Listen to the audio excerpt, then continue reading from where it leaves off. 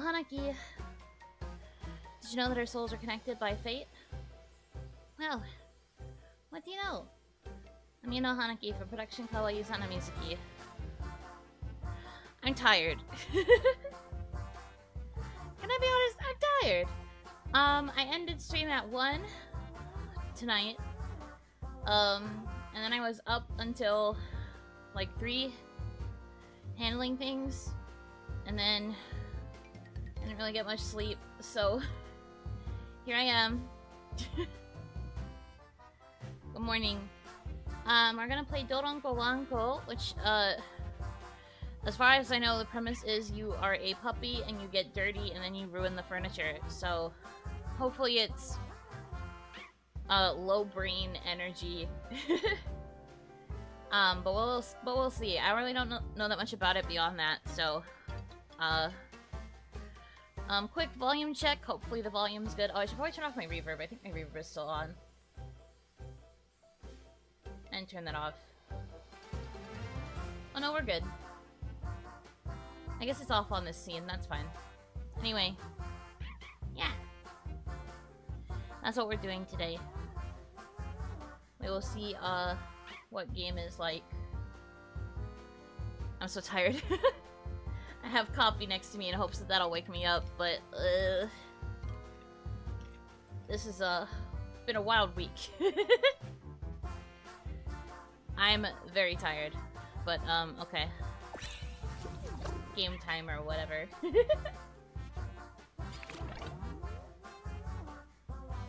Oh, I should probably switch this to English, huh? Let's see, control...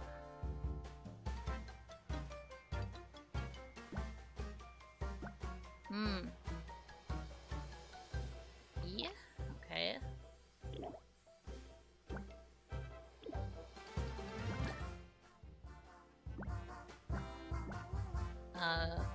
There we go. I didn't realize it was gonna start in JP, but okay. Luckily I know enough JP to get through the menu. We will take this. Okay. Controls might be good to look at also.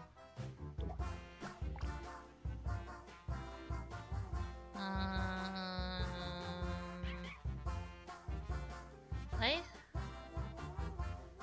Probably gonna be napping while lurking. That's good. Get some rest. Rest is important. If I don't get rest, you guys have to get rest.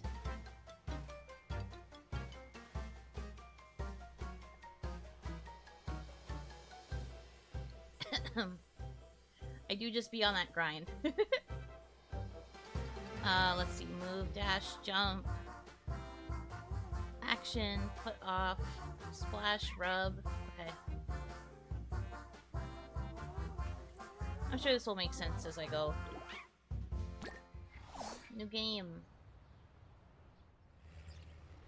Is house.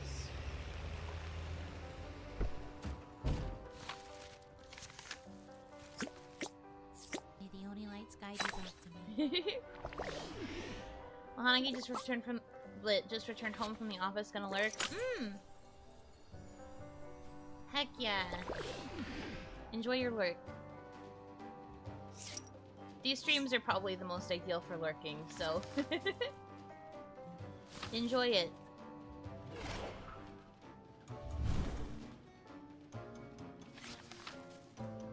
Art style is quite cute. Oh, Hangshu. You know what that means. It is time to play in the mud.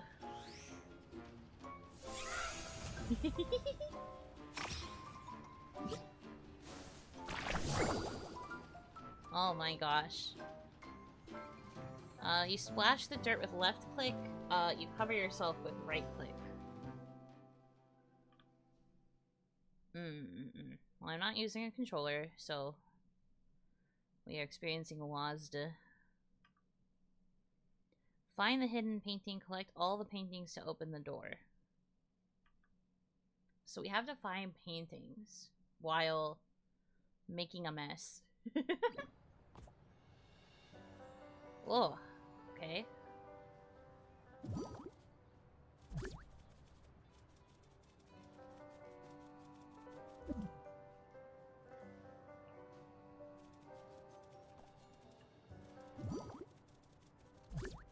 Wow, wow, wow, wow.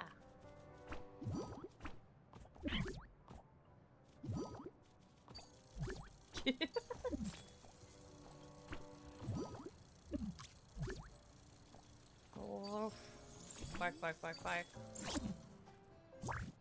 Oh, what is that?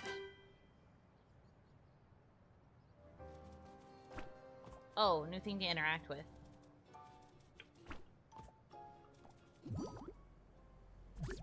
Yippee!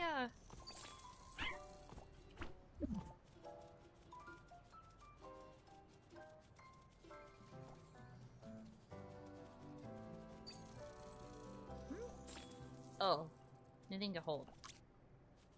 Apple time.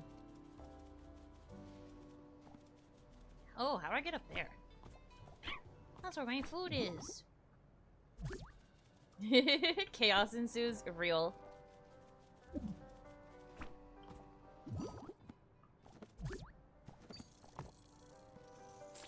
Well.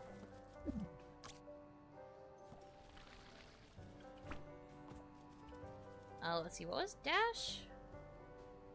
I think it was shift? Oh, yeah. Oh, but I ran out of dirt. You know what that means?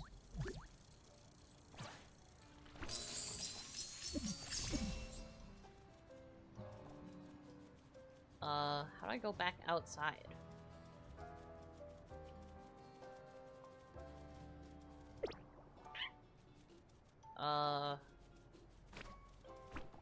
Which way is the open door? Experiencing real Pomeranian energy here. I don't know how to go back outside. I'd like to go back outside. That's cute. But I need more dirt though. I don't have enough dirt.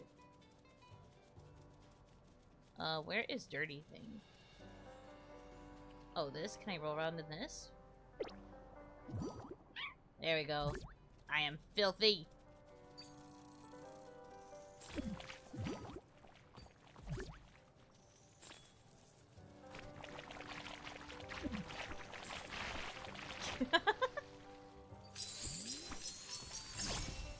Oh. More stuff. To go back up the stairs. It's over this way.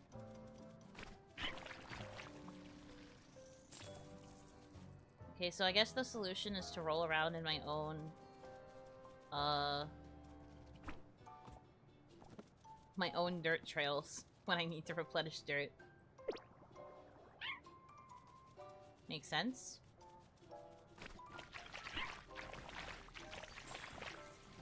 What are these?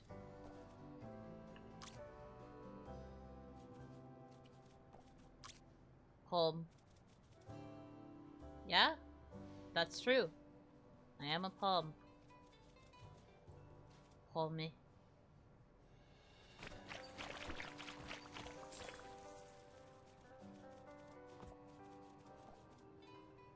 I think I only have 3.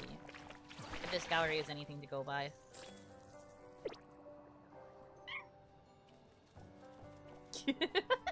This is so goofy.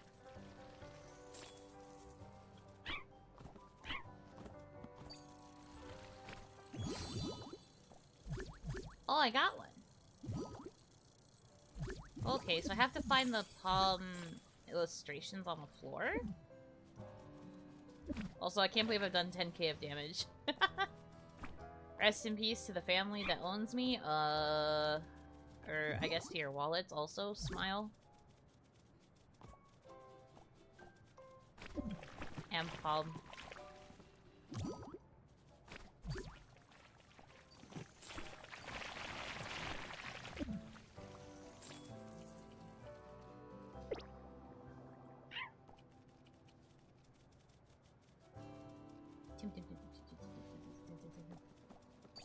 Oh, wait, okay. It's by running around in particular spots. Suddenly I understand the rules now. So that means if I go back upstairs, because I think there was another spot that I went past, but I didn't fill. Oh wait, there's one down here I can also get. Might as well since I'm here. Pretty sure that's what this is supposed to be. Alright, let's go. Oh, this is a summoning circle. Do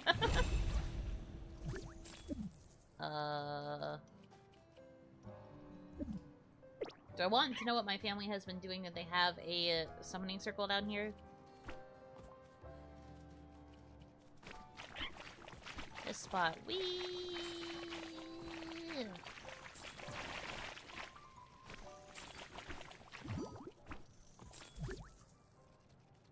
Good at painting. Dang right.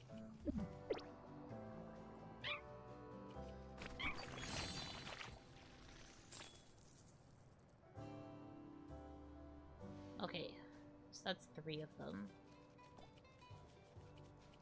I have destroyed. Office is destroyed. Oh?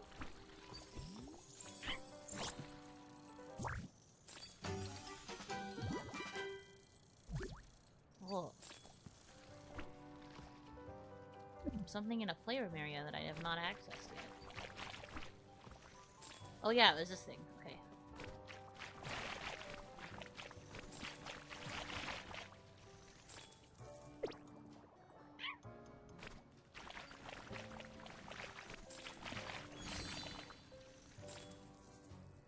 Alright, a third of the way there. I'm guessing most of the other... Whoa, this perspective. I'm guessing most of the other... paintings are gonna be probably upstairs also. Mama!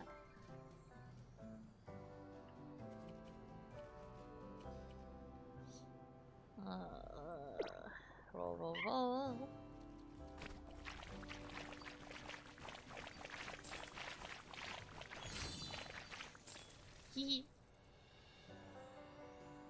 It's so cute. Although I can't tell you how the paint ends up making this.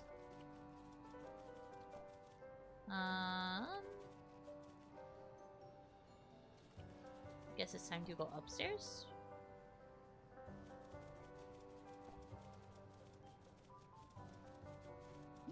Ah, yes, this is where the other things spawn. My siblings' room. It's so cute that they write the little, like, achievements and notes from the POV of the palm, too.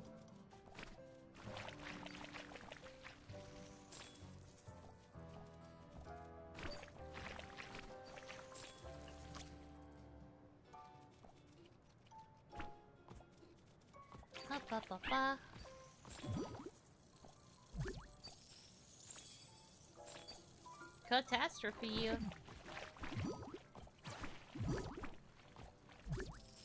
Oh, I got the bear's eye. Precise aim. Roll.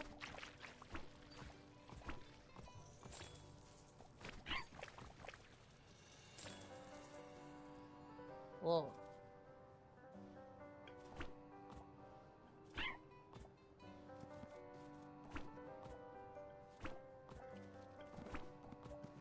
I don't know if I can get over there.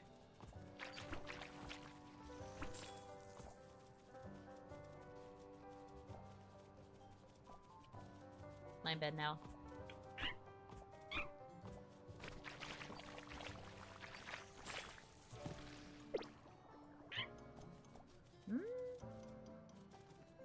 Oh. Oh, I have to be able to get up there. How?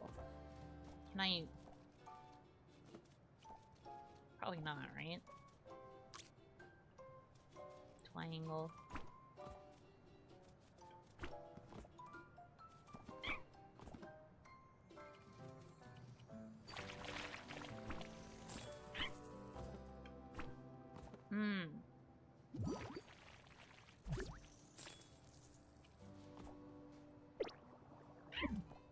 What are the controls again? Is there a button that would let me get up there? I don't think so. I am not a tall enough palm. I cannot get up there.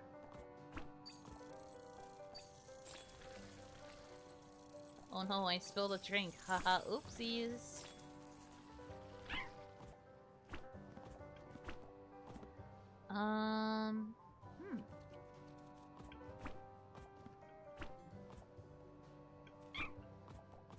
Yeah. Wait.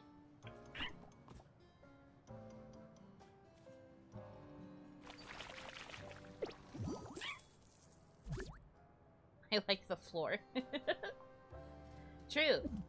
I love that for me. Oh, there's the controls. F2. Home emote. Ah, cute. There's something about E also? Oh, well, E is interact with most things, I believe. Well.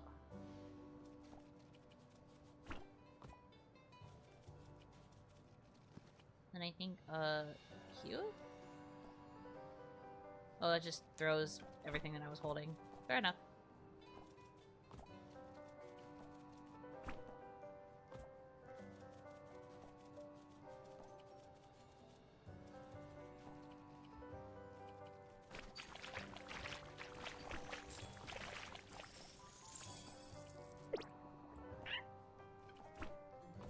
How do I get up to the thing? Because that's where the next symbol is.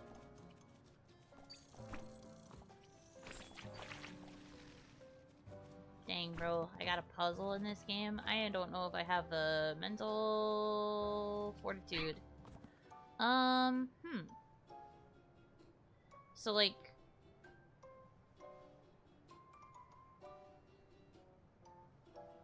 How?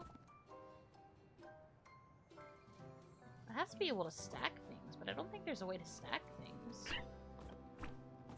As far as I know. I was wondering if this played by, like, Splatoon rules and I had to, like, cover the paw print marks in mud for a path to appear. But I don't think so. What do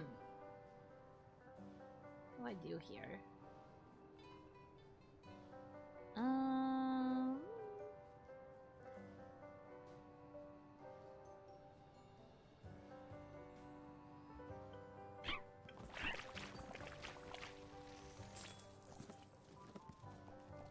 One of the helpful tools I pick up be a stepladder.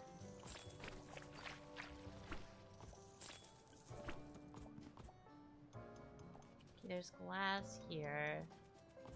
So it won't let me, like, hop over that way unless I can get over the boxes. Can't interact with the doors. Closet.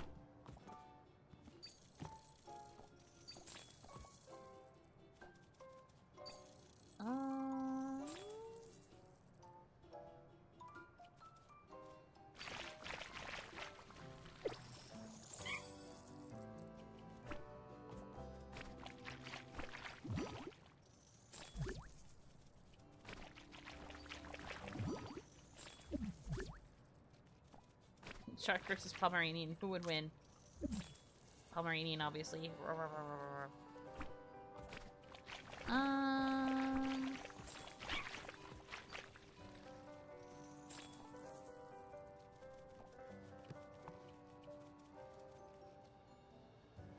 I climb on top of the shark? I can. Okay, so maybe...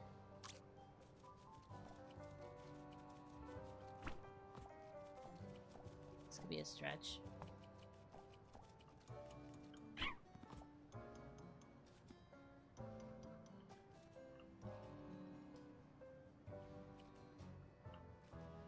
Looks like it's going to go through the wall.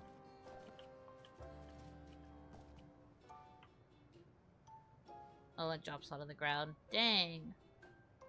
So I can't stack things? Then am I just dumb and I don't know how to get out of this corner?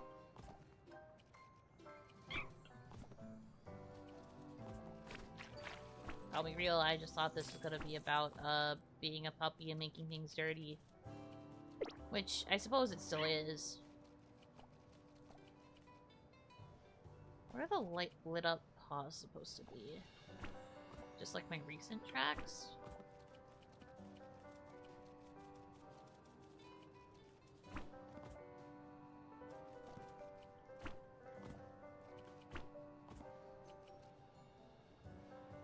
want to get over there so bad.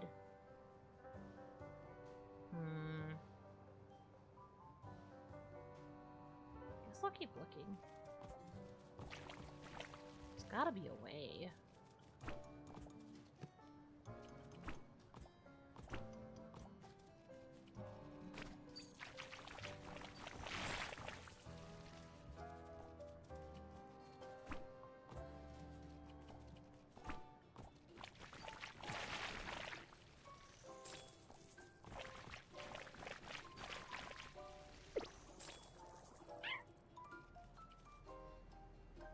Uh-oh. Looks like Mom woke up. It's fine, right? Hi, She! Hi, partners! Hope you had a good stream. I am playing Doronko Wanko. I am a Pomeranian that is trying to mess up the house to the best of my ability. There's also, like, a goal of finding, like, different paintings on the ground. Well, I have to paint them. In order to progress and go to the secret room. To mess things up more. But yeah, I hope you had a good stream. Make sure you get enough rest. If you are coming from She's channel, and also to Miss Shiicho herself, please get enough rest. Please. Wait, I have a little halo! I put on the wings too. Yes! I am Nene. Nene, but forma de Pomeranian. So true.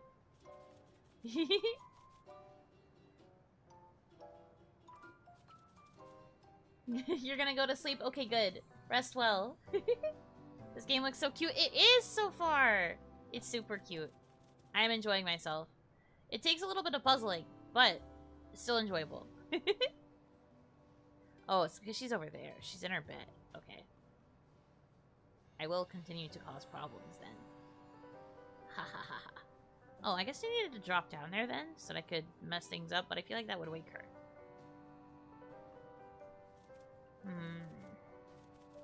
You know, I was hoping this would be the way to a secret spot. Well, I think there is a secret thing over there, so maybe backtrack. Yeah, get some good eep. But by all means, get some rest. Thank you for coming in with the raid regardless.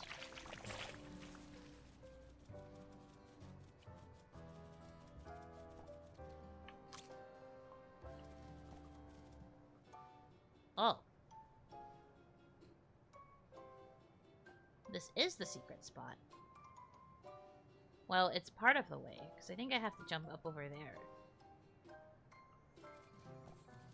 I like how it's like a disguise box. Clearly, I cannot be seen. I should probably take this off, though. Can't really move in it. Oh, can I not? JK. Well, this is my life now.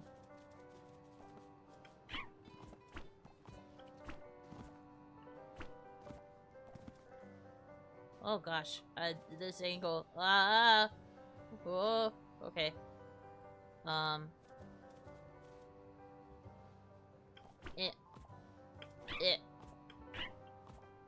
no. Okay, wait.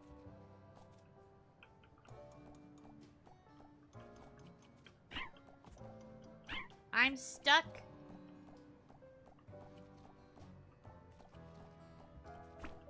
No, I'm stuck. I didn't mean for this to happen. Ah! Okay. Mistakes. Can I drop it from here?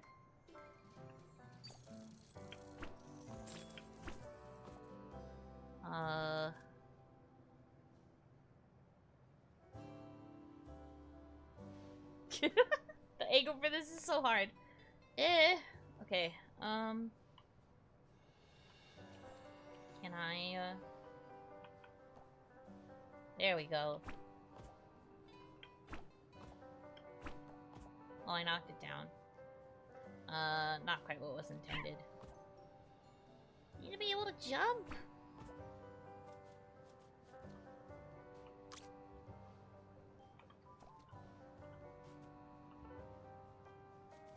Oh, I knocked the wings down.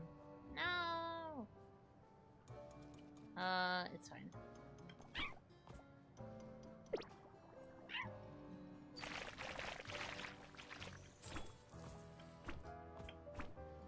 Ugh. I'm so mad because this is clearly, like, close to the right answer, but the box ruined it. Okay. But I guess this means I can take this into the parents' room.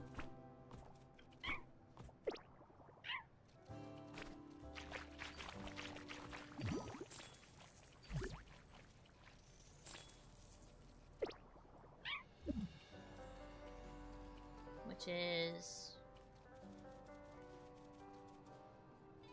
away. Oh, there's a spot over here. Makes sense by the entrance. Makes sense.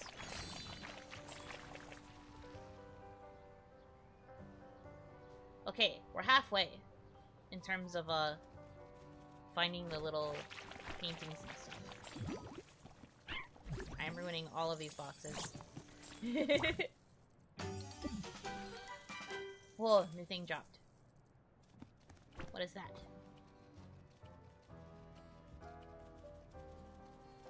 I didn't see where it dropped. That's on me.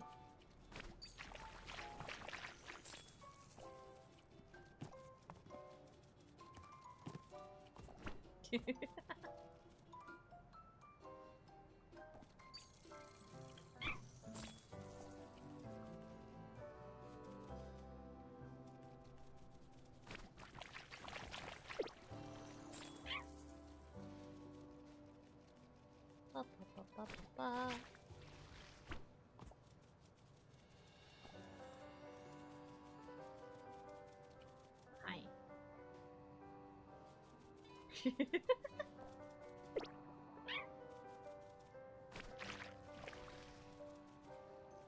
What's shake? I think it's Q, right? Well, I guess I can't shake because I'm in the box.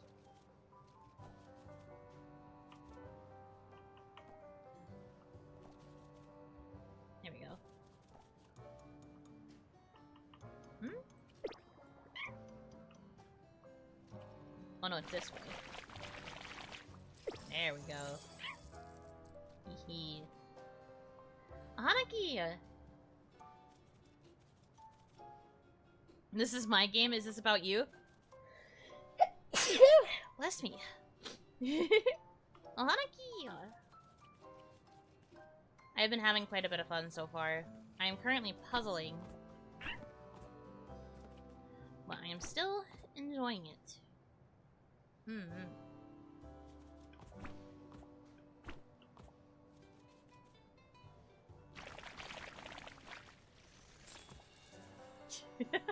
Dang, she's sleeping like a rock if that didn't wake her up. Well, that's fine. Oh, white furniture? Don't mind if I do. Don't mind if I do. Funny, silly. Okay. Okay, I have to go back up here and try this again.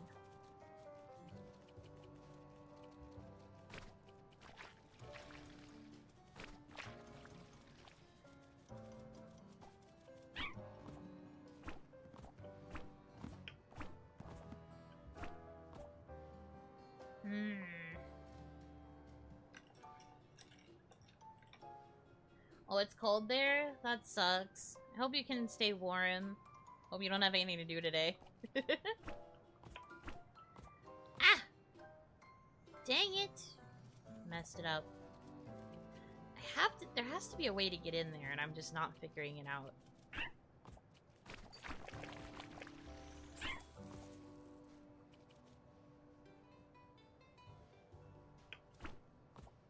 Imagine the dust collecting on that space.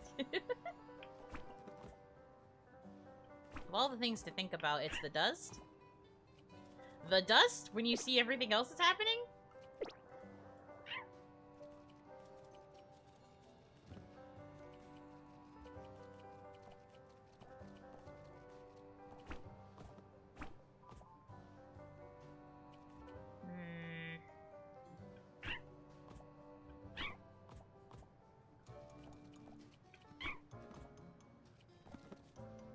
Oh, I have pink paw prints now because I went into the pink soda.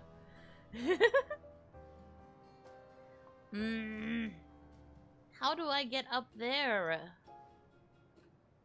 Like, it looks like the answer is to go up that way, but, like, I can't jump that high. Do I have to take the box? Am I really gonna have to look up a Doronko Wanko tutorial? What is happening? Oh, that's where the new thing is. New toy! Oh! More paint. Whoopee! Causing more problems!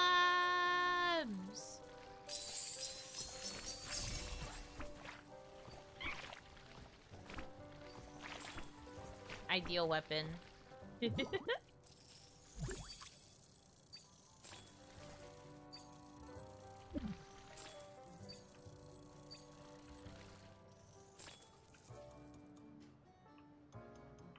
Come on. I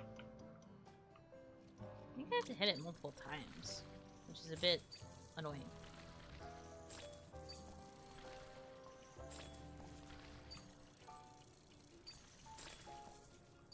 Must be a way to get a box, like, over here, so that I can start stacking. I just haven't figured it out yet.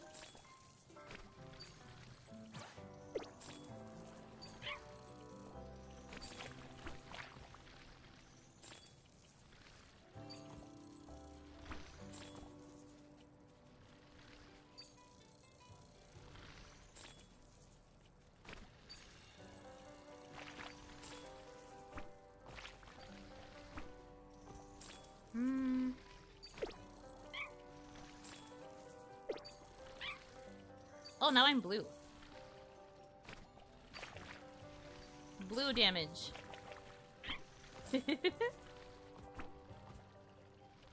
Become blue. Bluest puppy.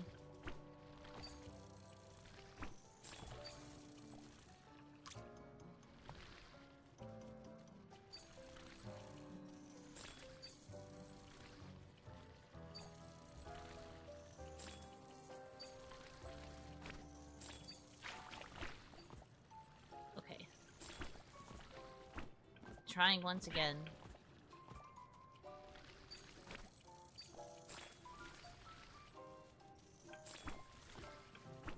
Can I go out there? It doesn't look like I can. Even though that space would be the perfect spot to put a painting or whatever the game wants me to call them.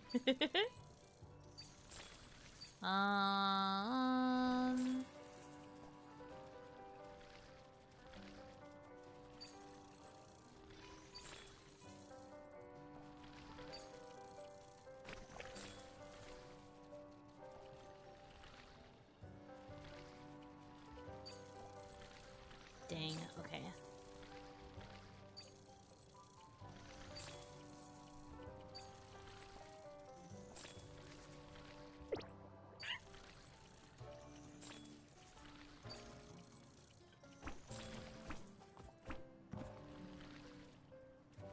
Gosh, this angle. Ugh.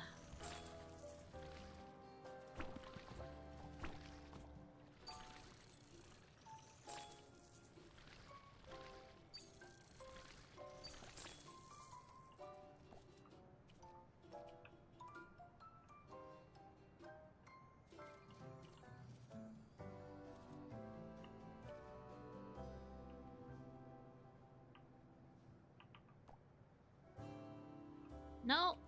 Dang it! When I take it off, it just falls off. When I want to be able to use it to, like, stack.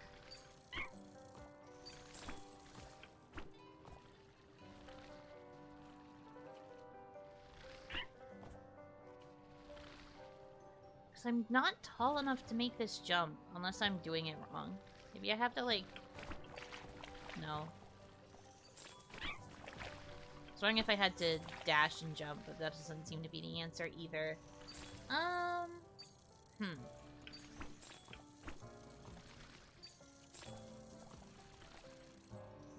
Contemplating. As this thing just waters blue paint infinitely onto the floor.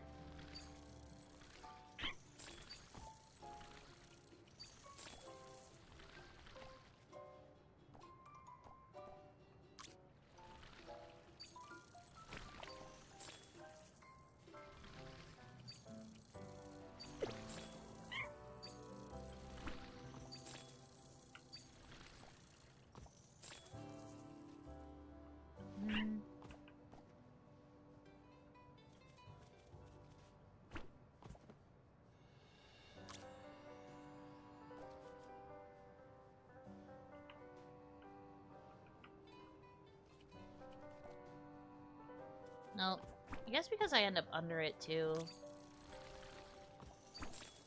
Oh, this is red paint.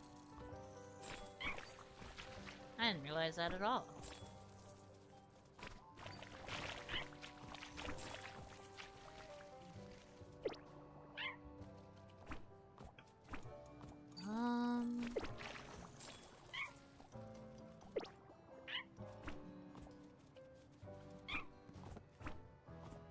It's like this way too. This would also be a very quick way to get to the paw print spot.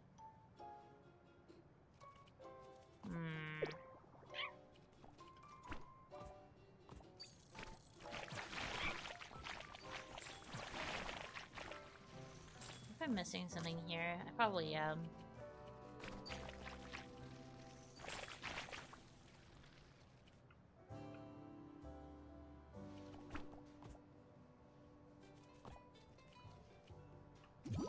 Oh. Wait, where does the train go? It knocks through this, doesn't it? Which is something I can't get into. Hi, welcome in! Who knew one little puppy could cause such a big mess? Me! I did! Me! I knew! Now I know what those other circles are for. Okay. I have to find where I left those. Me the whole time like, huh, this sure is a weird item to be giving me.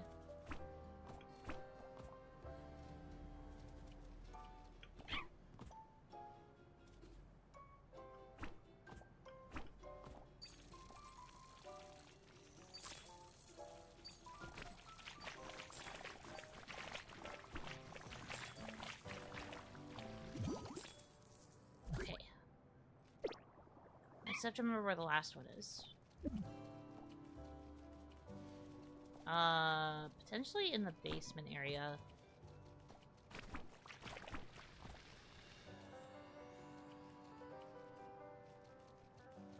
I think. We're gonna find out, I guess.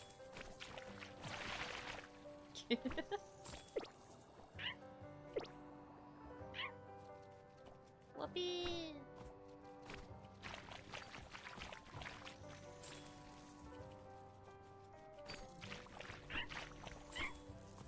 Well, yeah, I found it before, but I don't remember where I dropped it. Because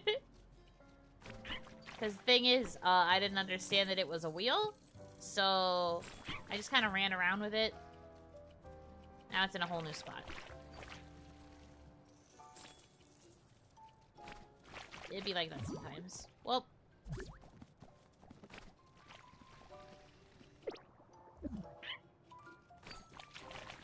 Oh, there we go. Hello. Oh, wait. There's a thing up there, too. I guess I'll interact with that later.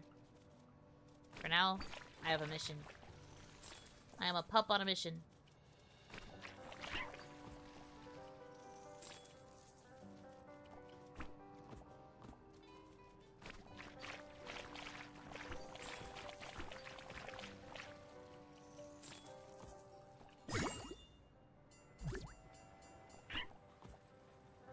Let's go!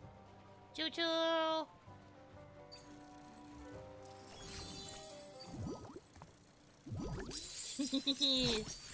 Oh! That gets me a new box! Okay. Naruhodo. Okay.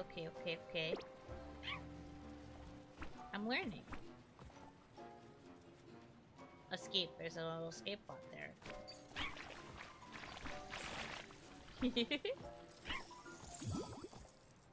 Oh. Now I'm here. It's very hard to see.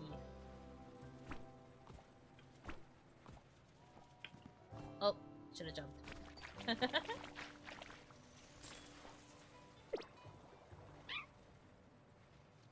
Should have jumped, but that's okay. I needed to get to this area anyway. Do not press. And yet here I am, pressing.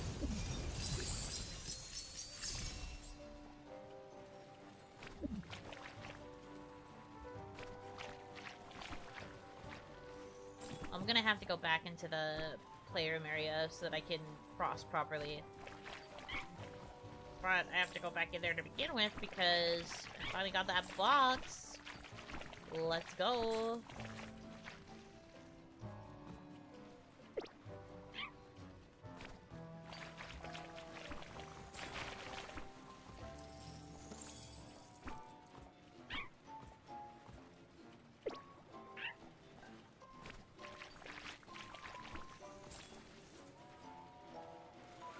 Oh. Why is she asleep up there?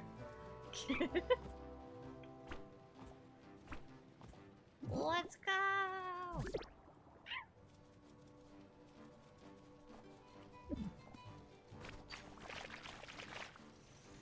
Almost fell off. That would have been very funny.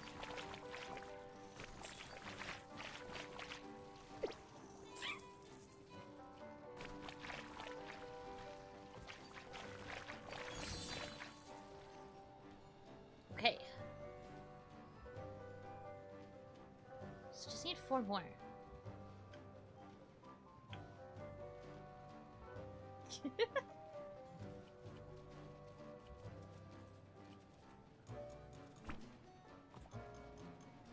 Okay.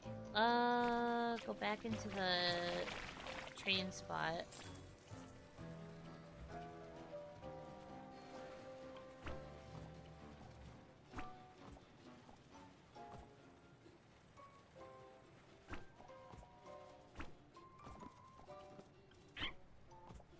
Yeah, it is important to jump.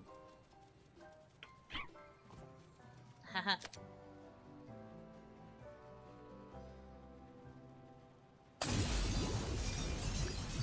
Whoa.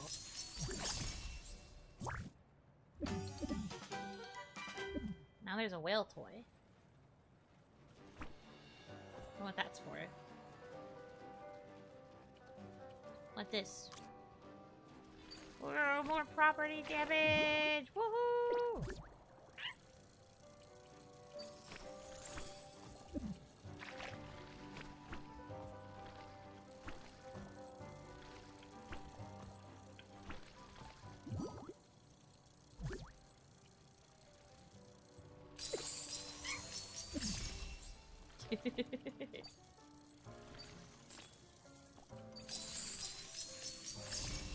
Racking up damages. Okay.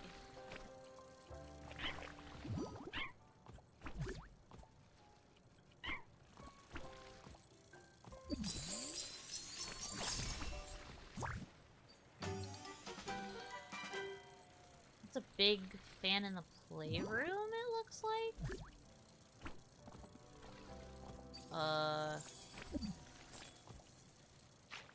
Which did this way.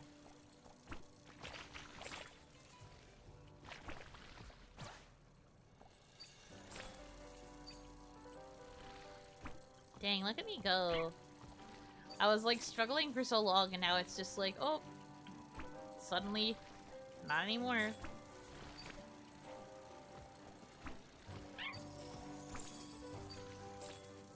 It wasn't the playroom, right? If the furniture color was anything to go by.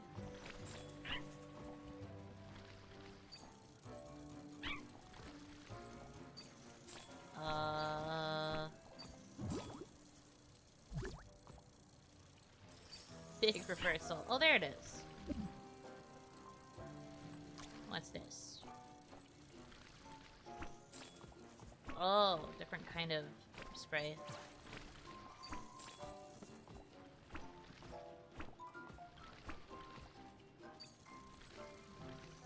What all is left? Oh, I was just about to tell me. Tell me, please. Okay, so I've done 9. There's definitely more. Oh, this thing. Hello.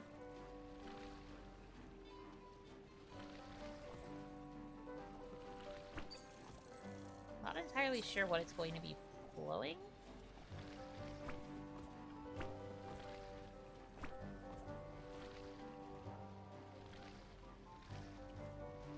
I'm guessing it has to be on for something.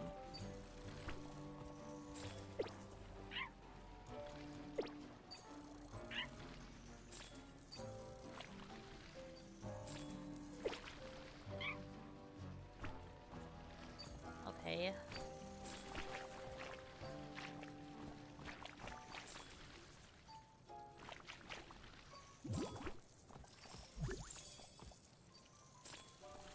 So close to opening.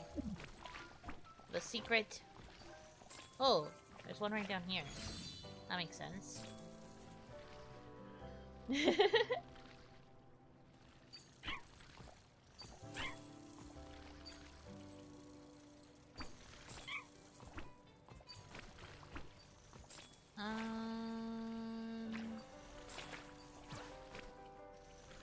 Attempting to spy. Oh. Up here? Something going on in this space, it looks like.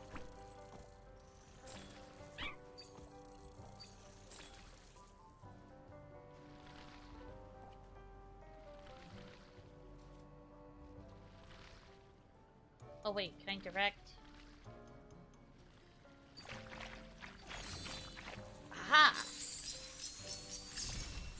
You can use the fan to hit certain things. So maybe the fan that's upstairs will hit a certain thing too.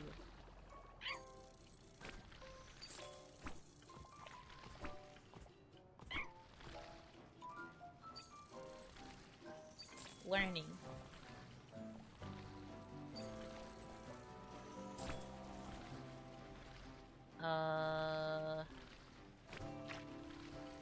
I missed where it is again. It is in this area, though.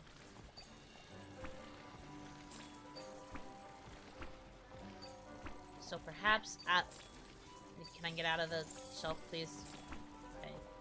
So perhaps... I think it's up here? Yeah. Oh, yes. So... do a little roll. A little rolling. And then I shake.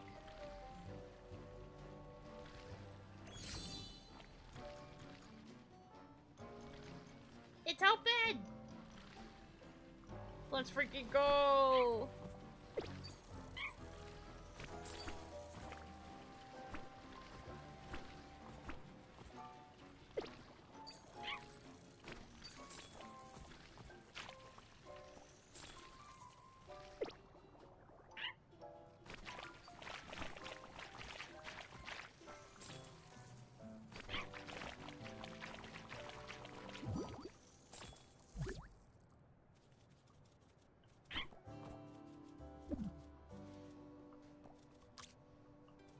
Egg. Psychedelic egg. Let's go.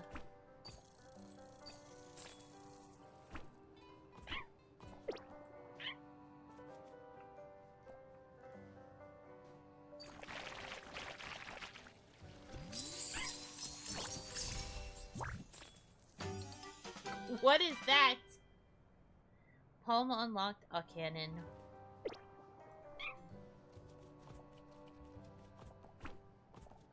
Palm cake, also burger.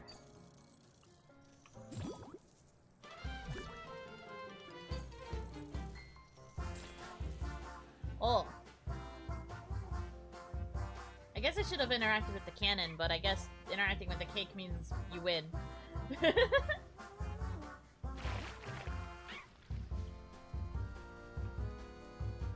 Let me go.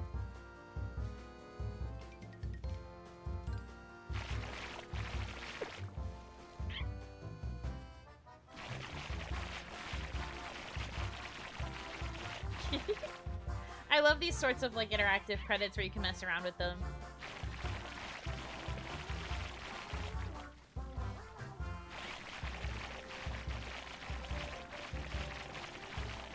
Let's go.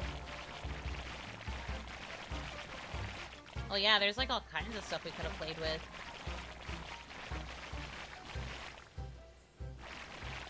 That's fair.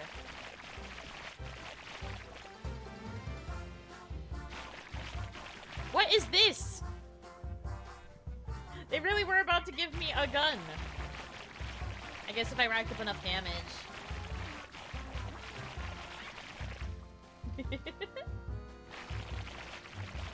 That thought is so silly. The scream, but it has Palm. Palmer man. True.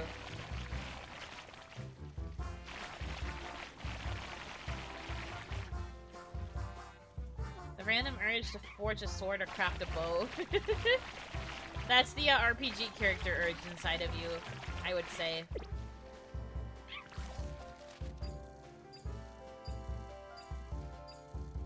Oh man.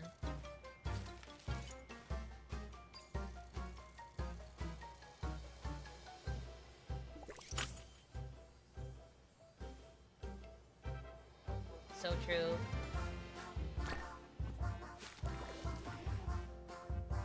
Oh. Yeah, that's the family coming home and being like, what happened?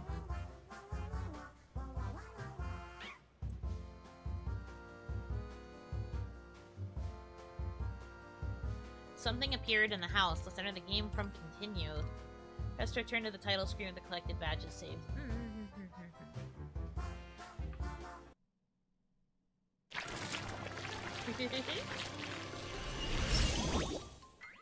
We're still going to the pound for this? Nah, it's fine.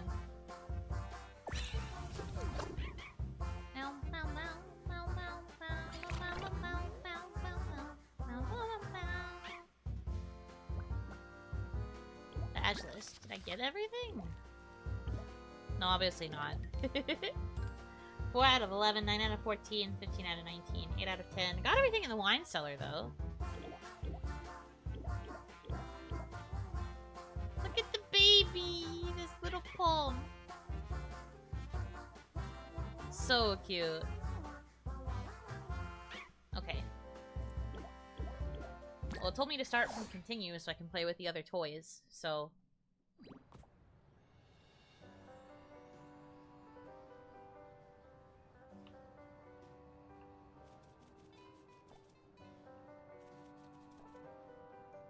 Oh, it just gives me everything by default because I already unlocked it all. Although I still have to... It looks like I still have to work to get the door open. I check just to see. Yeah, I still have to work to get it open. From the beginning, but now I guess it's easier because I can start with more stuff.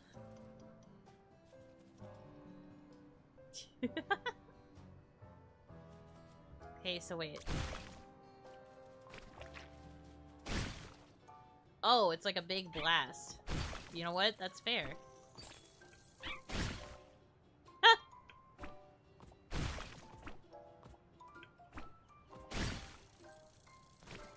That's funny.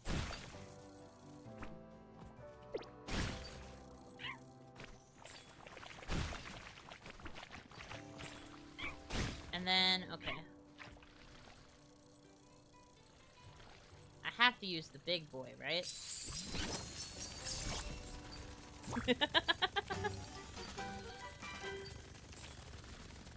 Now this is the speedrun strat.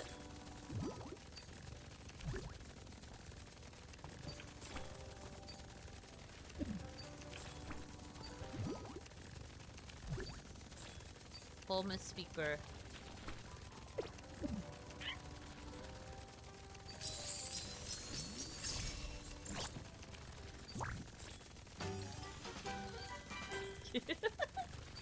Can you spray the lady? I believe I can, actually. Wait, hold on.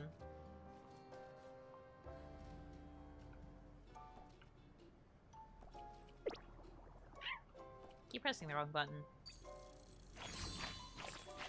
Anyway, let's get that on first.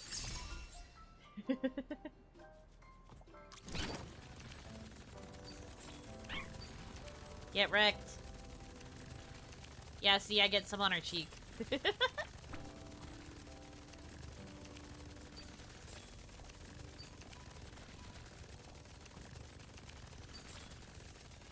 Hope you didn't want to see through the windows. Because you can't now.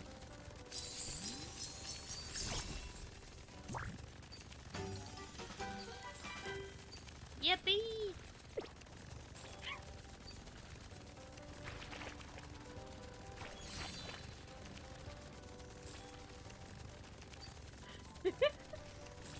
I still find it so funny that it's just a steady stream.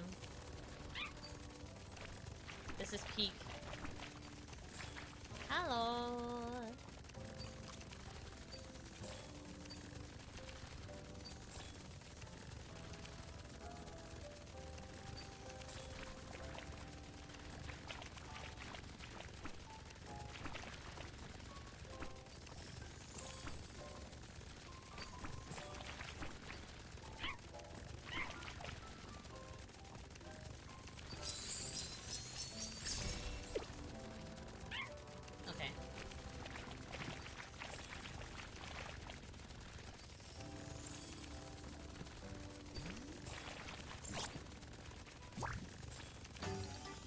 Yeah.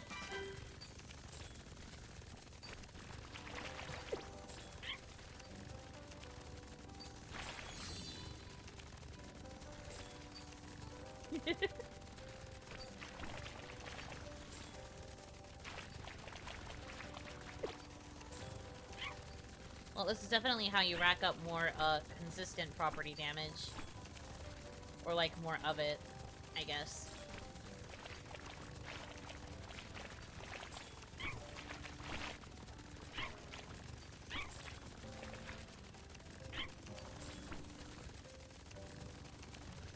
Everything I touch, ruined.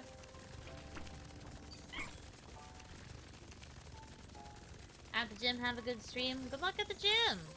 Get swole. Build those muscles.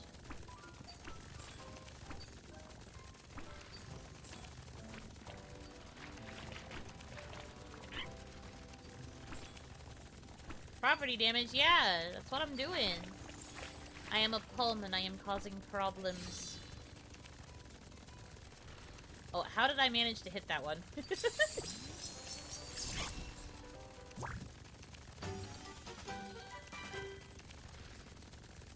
I guess it was by the sheer nature of me doing this much damage. If so, LOL.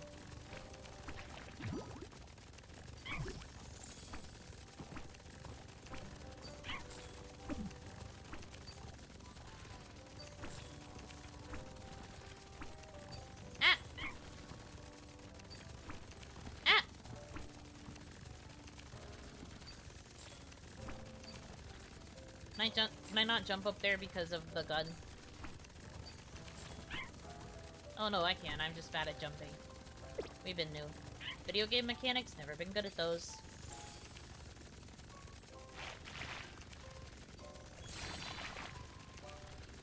I thought this game was Splatoon at first. It does kind of give that vibe initially. You can't actually choose different colors of paint. It just so happens that I am using just something that shoots a lot of brown. That was just a choice that I made.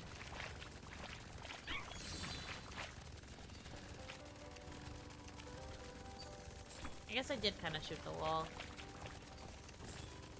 I do not fully aim this gun necessarily, so it's kind of funny when it's like, oh, you hit the goal, you did this thing, and I'm just like, I did?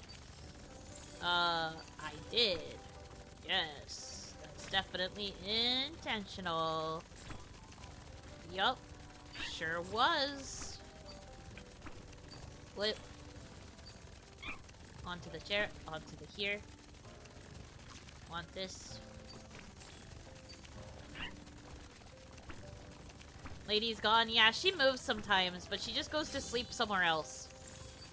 I was wondering about it too, but like genuinely she just goes to sleep elsewhere.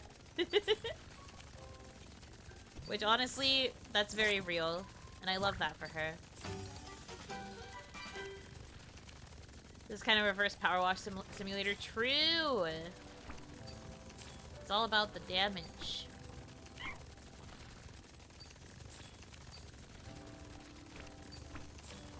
I have to go find the third wheel.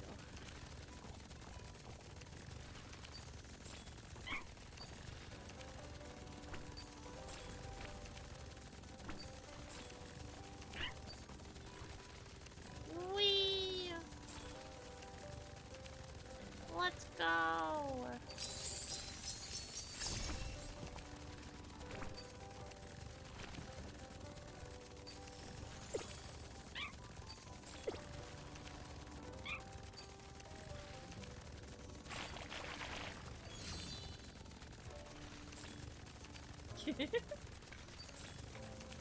She must have had 10 streams this week. Hey, that sounds familiar.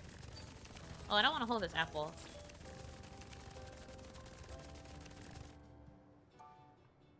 I'll temporarily let go of my paint gun. I want this. Back to business.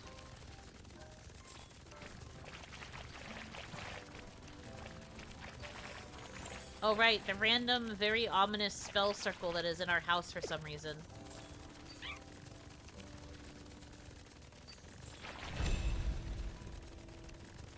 Will my family tell me why we are summoning demons? No. I never find out.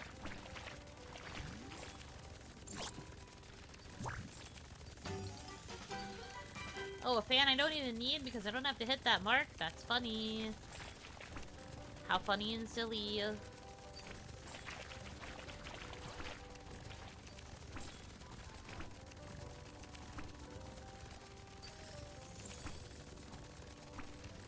Summon Oni? Do you really think you could summon an Oni with a demon circle? Like a demon summoning circle? I'm curious.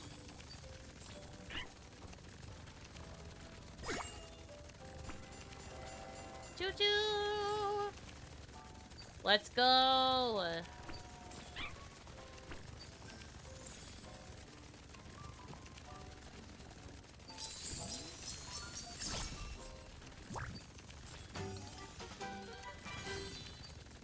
Yeah, there's the cannon again.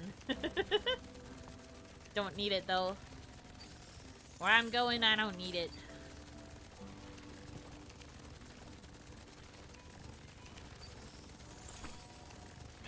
I'm about to do property damage that is so monumental.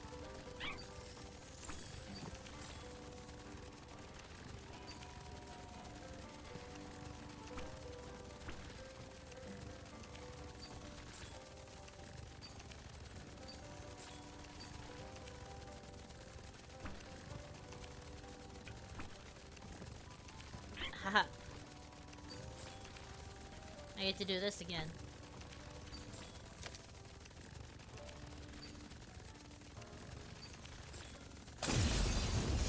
Yeah, buddy.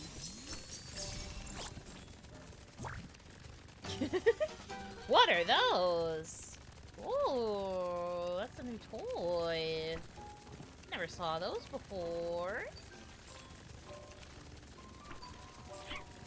I have to press the other button though, obviously. This is my area now. Hehehehe.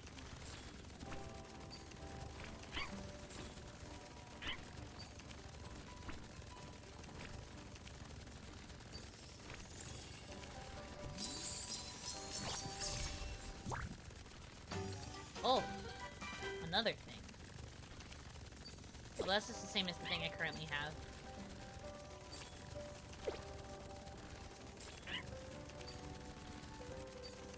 What's this, though?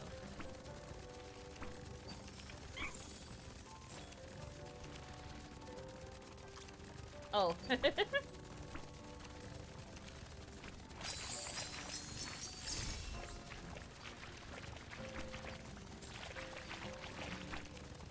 Right, I was in the middle of this.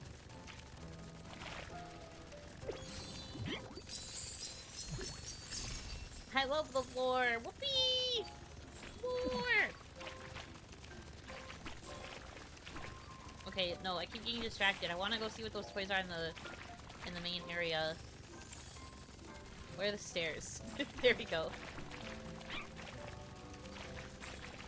What are these things? Oh, new Roombas? It looks like they could do something. There's gotta be a reason you can unlock them.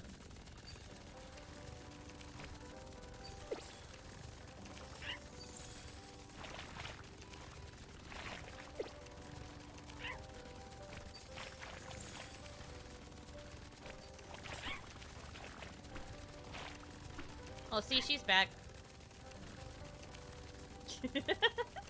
I can get her cheek, but that's about all I can do. I guess I can't do too much damage to her, otherwise it would wake her up. A trophy? Is that for all of the good boy actions that I have taken? Because I am a good pulm? Probably. What else would it be? I've done nothing wrong ever. Okay, what am I missing?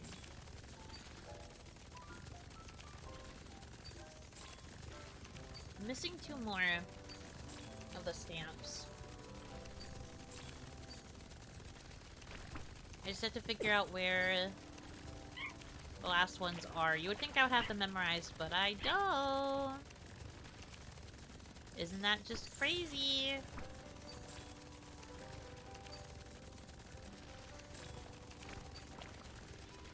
Oh, I have to turn this on. There's probably a, like, trophy for turning on all of the Roombas.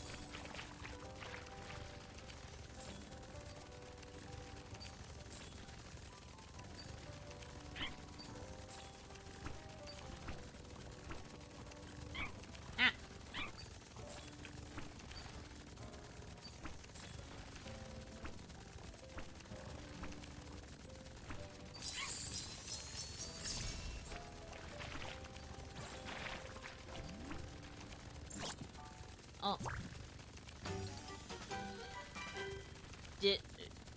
Hello? Big thing in the middle of the summoning circle? Is that what we summoned? Oh, it's a big golden palm. This house looks so clean. Yeah, I've been doing a really great job, don't you think? Also, wow, I didn't realize I was racking up this much property damage. I guess because I'm hitting the gold statue. Yeah, the minute I turn away, I start doing, like, normal amounts of damage again. But because I'm hitting this... I'm, like, racking up millions.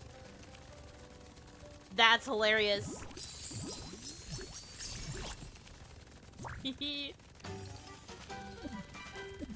Sorry, Mom and Dad and siblings. I am ruining the house, and that's just how it has to be.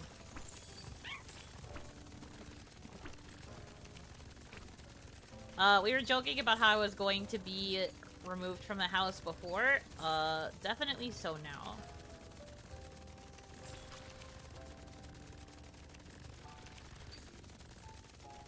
I like how I can just walk around with it, like, on my head.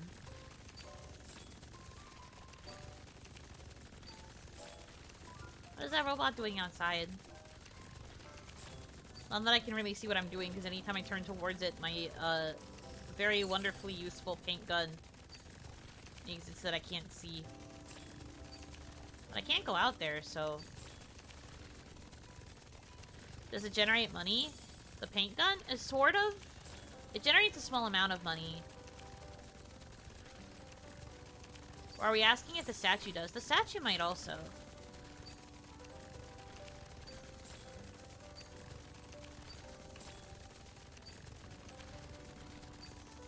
Seems to generate just a little bit on top of the property damage. Not as much as hitting the gold statue, though. Hitting this thing, you get like millions for making it so dirty.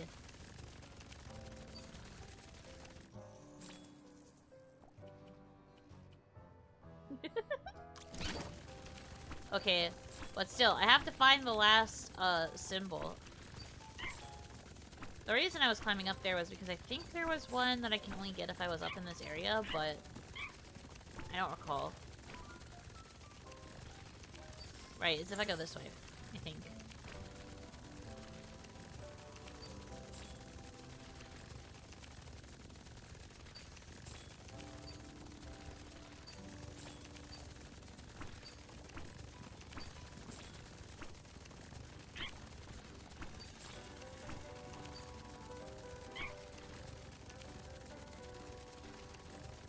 Wait, did I already get that one? Yeah, I did. Then, which one am I missing still?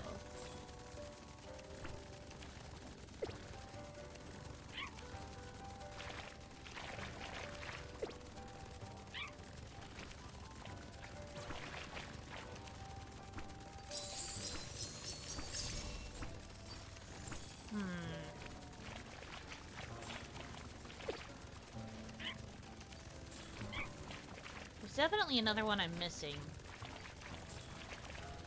This very destroyed house.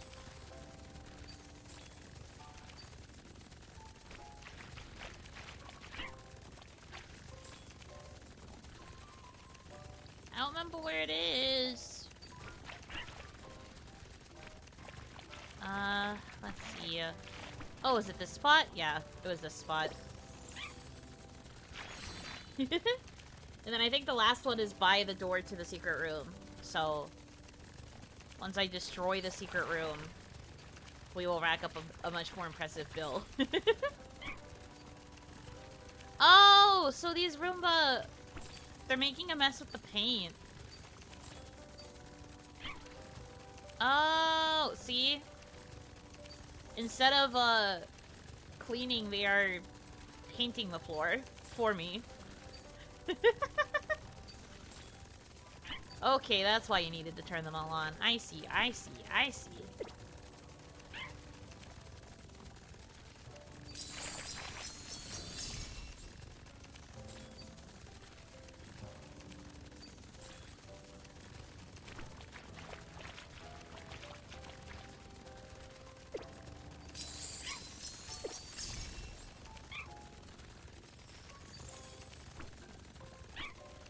Look at all of the damage.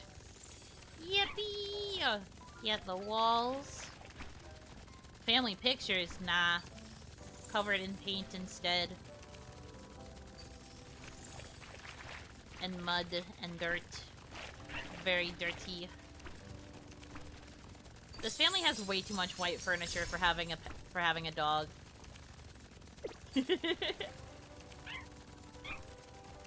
I think I've already hit the... Oh, I was about to say, I thought I hit the max amount of money, but I realized it's racking up because I'm still doing damage to everything around me. Oh my god, the dog has a gun. Sure does. Oh, secret mark.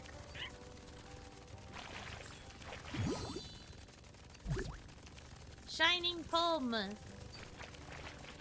My house is museum. So true. Me when my house is museum.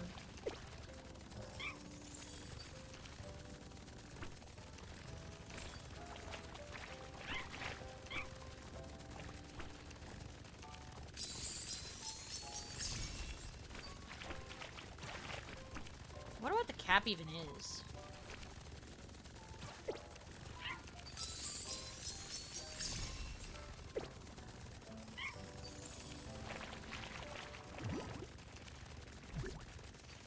Splash, splash, splash. So true.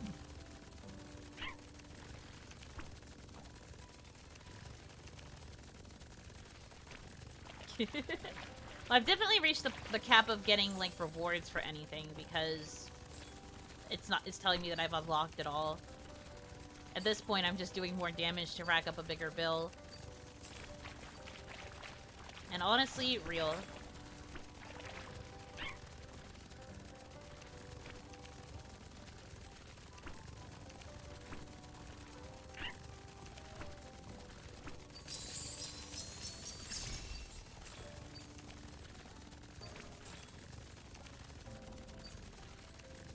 Yay!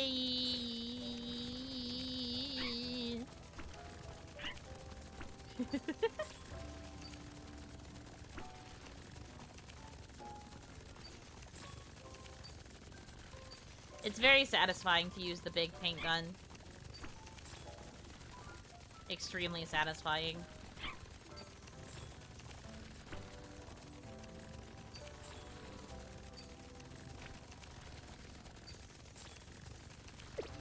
This floor is surprisingly clean. Not for long. Not when I'm here. Eventually it'll just be cheaper to buy a new house. See, the problem with that is, we just moved into this house. That's the storyline. The family has been in this house for like a week. So they're like still getting settled in. That's why the boxes are everywhere. So basically we destroyed the entirety of the new house within the first week. All because Mom fell asleep. And I decided to cause problems. As you do. So, it's technically not cheaper to buy a new house, if only because, they just bought this one. Why would you do this? Because I am Pom. And Pom, is a dirty puppy, I guess. Also, yeah, this is in fact what doggos do. This is just kind of part of the chorus. Their fault for having a paint Gatling gun. Well, to be fair, I only unlocked this because I beat the game. I beat the game at first with 100k in damages. But now I have racked up 20 mil. It's so Jover.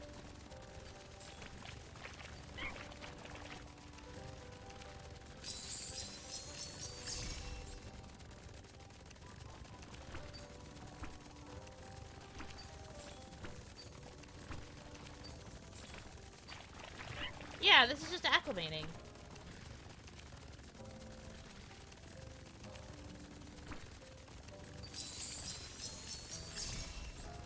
This is just what acclimating is. So true.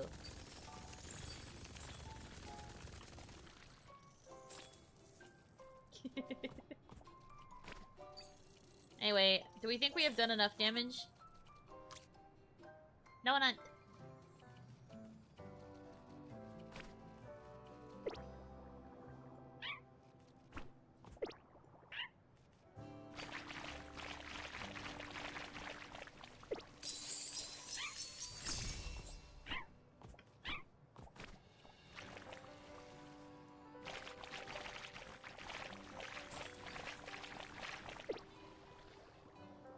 I don't think we could do more. I wonder if you get something different with how much damage you accrue. Because interacting with the cake is what ends the game, I believe.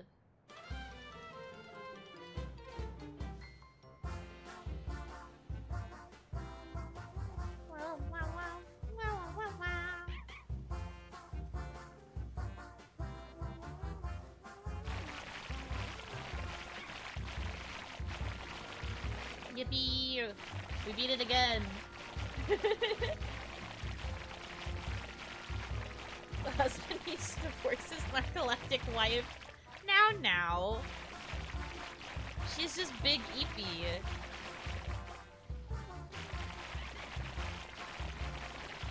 Big eepy need big nap.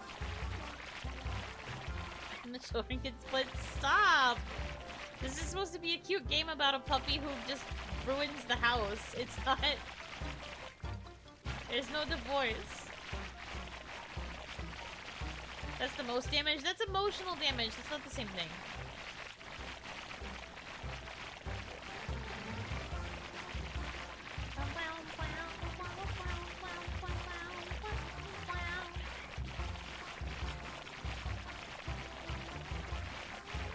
I will say though, you might be right about her being narcoleptic because one of the times you can find her, she falls asleep like on the stairs in the playroom.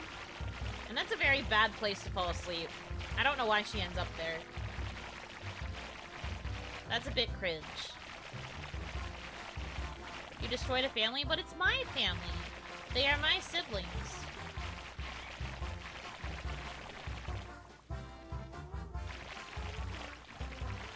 Also, it's fine. This is what happens when you leave a lonely poem alone. Yeah, see?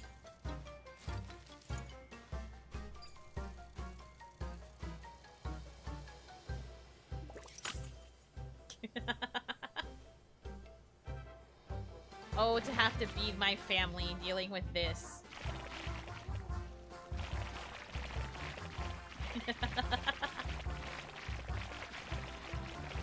Dang.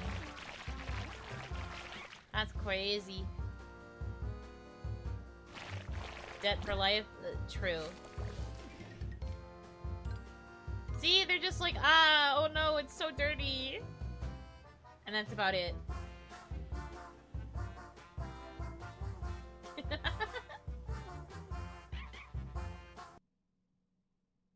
See if I got all the badges.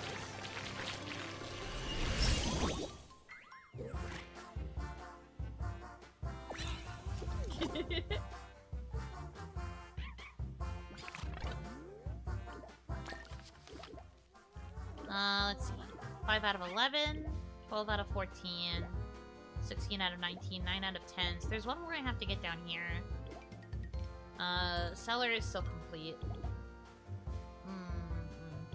Almost all the memories, though.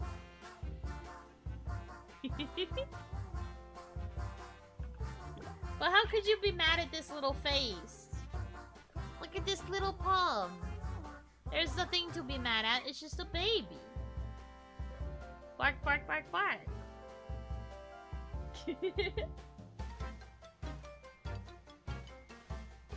Rice and tea for meals for a long time. True. I will bonk you if you call an animal punchable. That's messed up, dude. Don't say that. No violence against animals. Yeah, it deserves pats. No violence against the animals.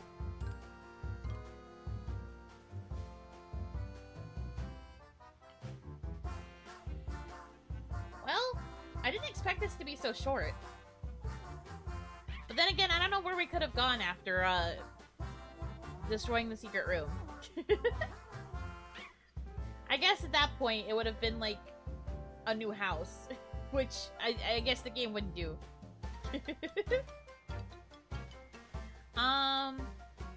So I guess I'm ending early today. What if it's a kangaroo that punches me first? Don't punch animals! The animal is punching you in self-defense. Don't punch animals, what the heck? I didn't think this would ever have to be said.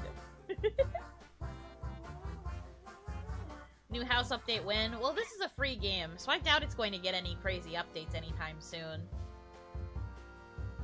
Which I guess is also probably why it's short. Because it's free.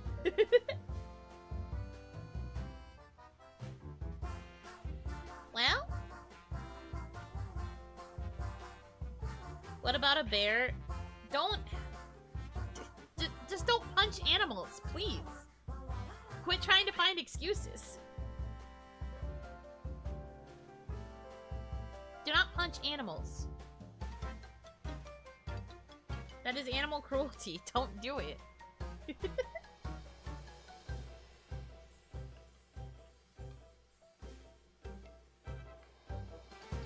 Man.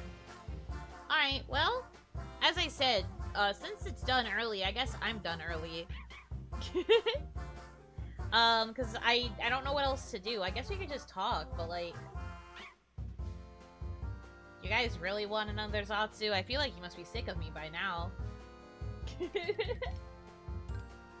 I mean, how many streams have I already done this week? You must be sick of me.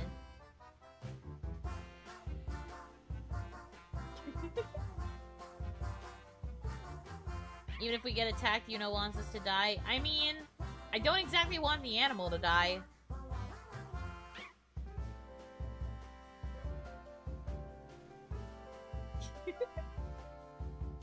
"24 more hours? In what universe?" What alternate universe Yuno are you talking about? But thank you, I suppose.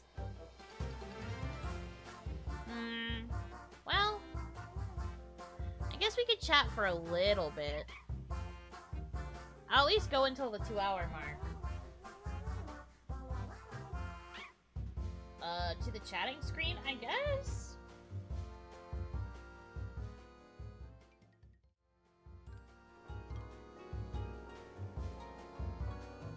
Whoops, spoiler to members. Spoiler of members content. We finished free run. But I feel like everyone knew that. I'm gonna go ahead and turn that off though, because that's not relevant to what's going on here. Yes, I know you're dead. It's because I didn't set it up on this screen because I didn't think I would be here. But give me a second. You'll be fine.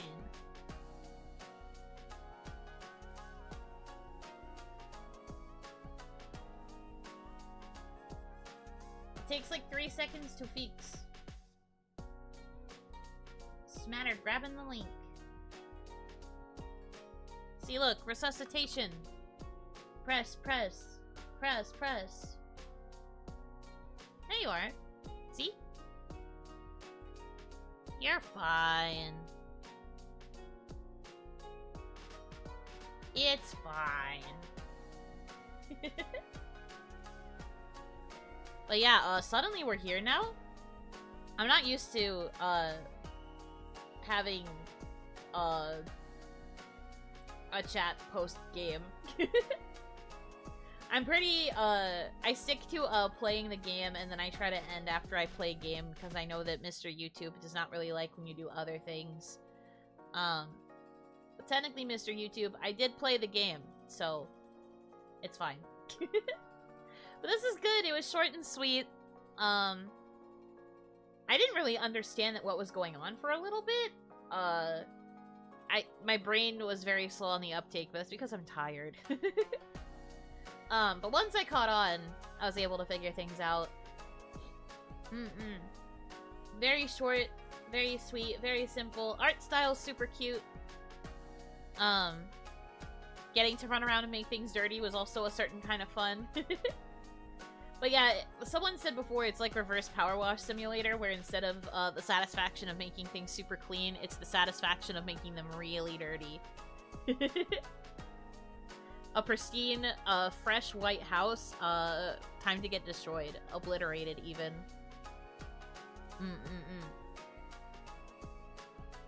Reminds you of Splatoon a bit? Yeah, I do get that vibe, especially because you can change the colors. I didn't change it in that second run, obviously, because the Gatling gun only had the one color.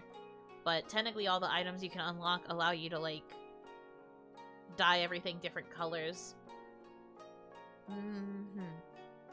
And the Roombas, too. The Roombas would, like, spread out, like, different colors of paint.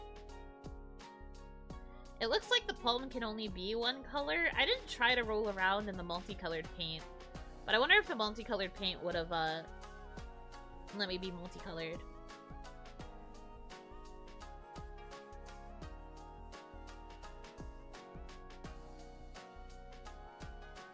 It wasn't meant to be that color. It was meant to be the color of dirt, because the initial, like, damage that you do is, like, because you are a puppy covered in mud. It's more so meant to be a mud color. Not that one. It's meant to be a mud color.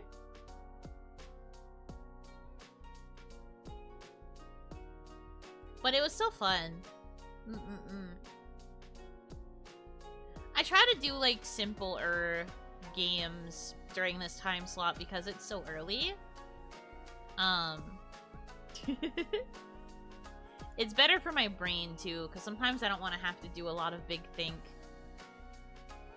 Sometimes I just want to be a little silly, a little goofy, even.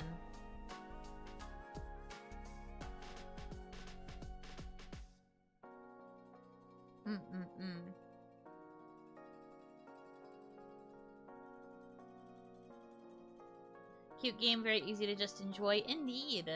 It is very easy to just kind of mess around with it. The replay value is, kind of there. Next time Q remastered. I know you're saying that just to be a contrarian, but no. Absolutely not.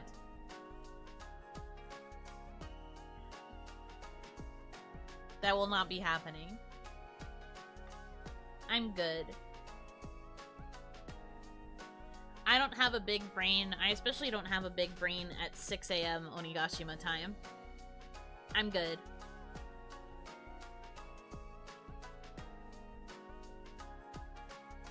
Appreciate the suggestion, but no. That game is evil, I'm aware. I've never tried to play it before, but I've seen other people play. I'm aware. I'm very much aware. So no thanks. No thank you. But yeah, my general preference is like, simpler games, things that are shorter. I don't mind, like, puzzle games as long as it's, like, kind of simple puzzles. Because, like, last week I did Please Touch the Artwork. And that was all puzzles. But they were kind of simple. Like, they were pretty, like, straightforward, all things considered. Also, just really long puzzles is the thing. So I guess, like... And we didn't even finish all of it. There's still one puzzle we didn't get to. We'll have to do that another time. Or maybe I'll play that one off stream. There was a sequel to that game, actually. Please Touch the Artwork, too. Oh, that one is free in comparison to the original Please Touch the Artwork. So I wonder if the puzzles are, less complex because it's a free game. Maybe we'll try it, another week. Because I think I scheduled... What did I schedule for next week? Bro, I've been scheduling so far ahead, which is very weird for me, because I usually don't. And then also my brain doesn't remember what I scheduled. What's the point of me scheduling ahead if I don't remember what I schedule? That's the real problem. Okay, yeah, I did schedule something else. So, probably not that week, but maybe we'll do Please Touch the Artwork 2 the week after? Proud of the future seeing Oni. This is very rare. I mean, this slot was empty anyway, so I guess I'll do, Touch the Artwork 2. You write it down so you don't have to remember. That is so true! I also haven't made my graphics for this week, that week yet, so... Because that's like 3 weeks ahead. Well, not 3 weeks. 2 weeks ahead. I don't know time. Sora approves, I'm sure. Of what? Of me planning ahead? I mean, probably. All things considered, they're probably just like, oh, cool, this means that I can look over what Yuno is planning to stream.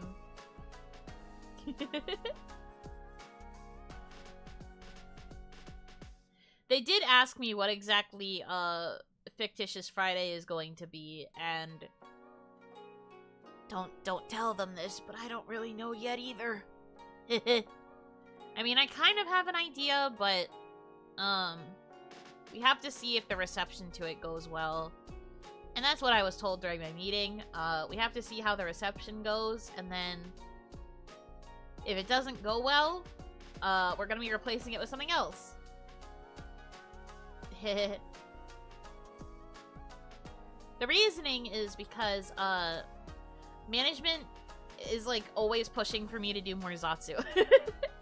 They think that Zatsu is my strength, and I guess they feel that the audience also thinks that way. Sorry to get meta, but like, they're always pushing me to do more Zatsu, so they want me to come up with another weekly Zatsu series besides Onimon.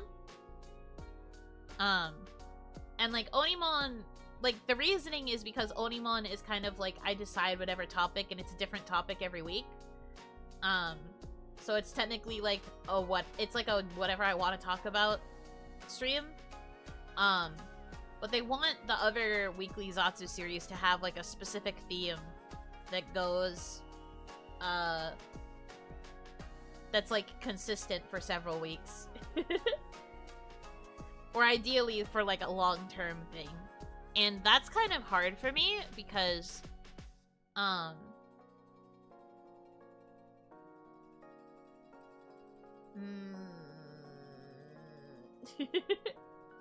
it's just kind of hard to think of something that could last for a long period of time. And like some of the things that management was suggesting were kind of like things that other people have done, and as you guys know about me, I don't usually like doing things that other people are doing or might do in the future. I tend to kind of back off because I'd rather let them have their thing. So when they were giving me those suggestions, I was just like, I don't know if I should do those. Those are pretty close to things that other people are doing. Keeping it as loose and vague as I can. They were suggesting topics that like other people have kind of discussed and have like made series out of before, and I don't really want to step on other people's toes by getting too close to what they're talking about, especially if I'm going to make it a weekly thing. I don't want to like take topics away from them, you know? So it was kind of hard to think of something to do. But they also really wanted me to start it in May, so I was like, I have to pick something. And then I thought that a good counter, since Onimon is on Mondays, I thought a good counter would be to have the other Zatsu series be on Fridays. But I guess it's going to be Friday mornings instead of afternoons. But it's kind of like a way to bookend the week, you know? You start Monday with me on Onimon, and then you have Friday with me also. Oni Fry. It's not Oni Fry because I'm not allowed to do it like Onimon. Well, not explicitly not allowed, but me and management both agree that if the second weekly Zatsu series is just more random topics, we aren't sure if there would be any more value to Onimon. So because it would just become another Onimon but on Friday. So we're trying to think of something that could be long-term and consistent, that's different from that. That's like a set theme that doesn't change from week to week. So my thought with Fictitious Friday, even though I still don't really know if this is gonna be what it stays as, is like VTuber lore focused.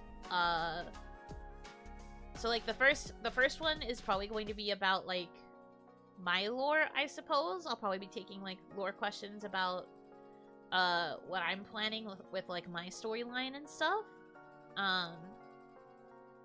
But like I'm actually not sure how much further I can go from here in terms of like keeping up with lore. The only other thing I could think of is like helping the other girls with their lore maybe. And then it becomes like a collab thing. But also, if I'm doing it in the mornings, nobody's gonna be available. So it probably wouldn't be like an actual collab thing. I don't know. I've been like kicking the idea around, but Sora has said that it depends on reception if that becomes the thing. Because they have other ideas for things that I could talk about, but I don't know. We have to see how this does. Because, like, the thing is, I do want to focus more on things like writing and lore and other things like that. So I was trying to think if I could come up with a stream that's like that. But the initial idea I had was a fanfiction Friday where I specifically make it about fanfiction stuff, but there's somebody else in the VTuber sphere that has a stream like that. So I was like, dang it, I can't do it. Obviously not somebody within kawaii, but I didn't want to like yoink the exact same premise. You feel me?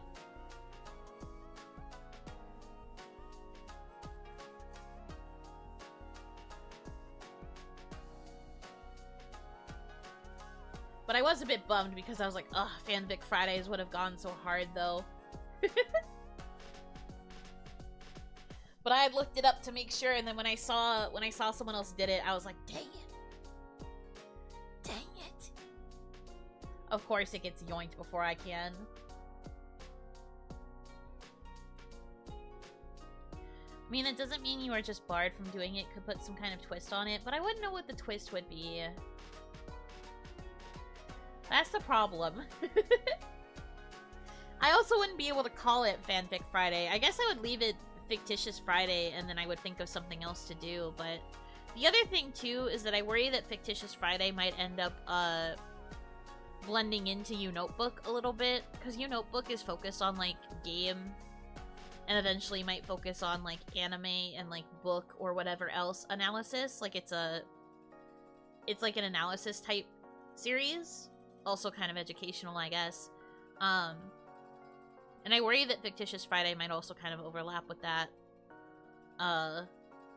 Especially if it comes to analyzing other people's, like, lore content. So I honestly don't know if this is going to go super well.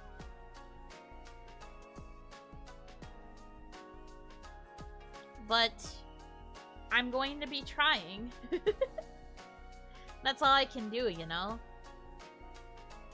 I wish I could come up with other ideas, but my brain's just like... I don't know what I could talk about for several weeks at a time and, like, have it be the exact same, like, category, I guess. I know I've done, like, multi-parters for the fanfiction Onimons, for example, but committing to, like, a super long-term, like, new Zatsu topic series is a little bit difficult. At least for me. So I don't know. I've just been like kicking ideas around in my brain. If Fictitious Friday doesn't work, Sora has said that they have some ideas, so I will probably just pick Sora's brain. I just hope I can come up with something that doesn't, like, step on any other girls' toes. Or, like, even just other people's toes. It's very much a, like, The Simpsons did it kind of issue, if you know that episode from South Park, where the whole running joke is that they keep trying to figure out, like, what they're going to do. Or, like, something that they can get up to, and then they're just like, oh, but The Simpsons already did that. That's kind of my brain when it comes to content creation. Could pick a larger encompassing category, perhaps talking about all fiction or analyzing different themed works. See, but that's Notebook.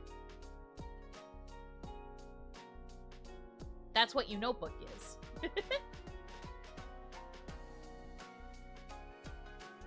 Because Notebook, I talked about, like, color analysis, you know? And then we analyzed other fictional characters.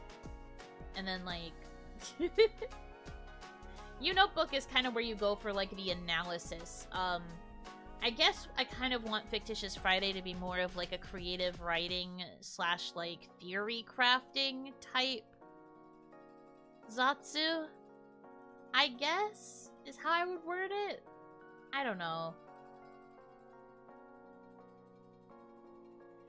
Stepping on toes would hurt with the Geta. Shut up. You can't even make that joke right now because I'm wearing the outfit that doesn't have shoes.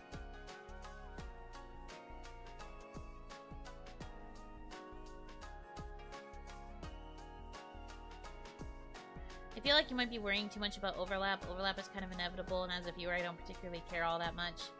Well, I understand that viewers might not worry about it, but I worry about it, and I worry about how I am perceived by others. I don't necessarily want to be perceived as, like, I worry about the overlap being seen as something that would, like... I don't want it to potentially cause problems, I guess. Because, like, I really don't want to step on anybody's toes. I get really insecure when people overlap me, so if I end up overlapping others, I'm just like, don't like it. So I guess it's kind of like, because it's something I don't like, that's why I worry about it when it comes to other people. I do know it's just, like, a unique worry that I have. I have talked this out with people, and they've been like, I think it's not that deep. But to me, it is. To me, it is that deep. It's not like I want to be, like, super unique all the time, always.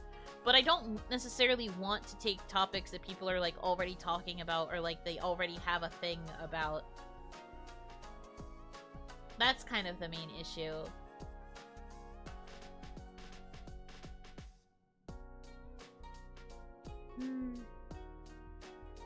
It's complicated, though.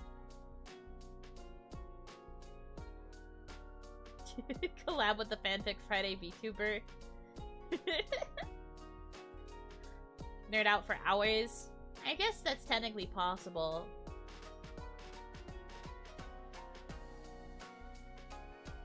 We are mutuals. I probably could reach out to them, but, like, I don't know. I don't want to seem like I'm trying to ride on the coattails. I don't know, man. This is just me kind of rambling into the void.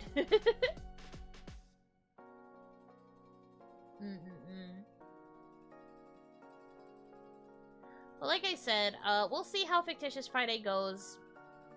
If it seems like it didn't do too well, then probably gonna go back to the drawing board and pick a different topic. Hopefully, if it doesn't go well and we have to pick another topic, hopefully we'll be able to think of one that's good for me. And something that I would be able to talk about for multiple streams.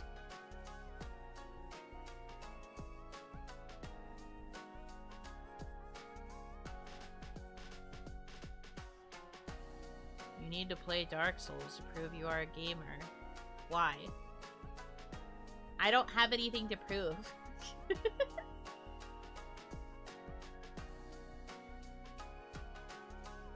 Why did YouTube block my comment? I don't know. I won't know because it doesn't tell me that stuff. If it gets blocked, then I just genuinely can't see it. That's rough. But no, I honestly don't mind that I am not really seen for my gaming. I honestly kind of prefer it this way. If it wasn't for the fact that it's hard to think of topics for every single stream, I probably would do, like, primarily Zatsudan content. Or, like, other stuff. But variety is also important because it allows you to appeal to a wider swath of people, I guess.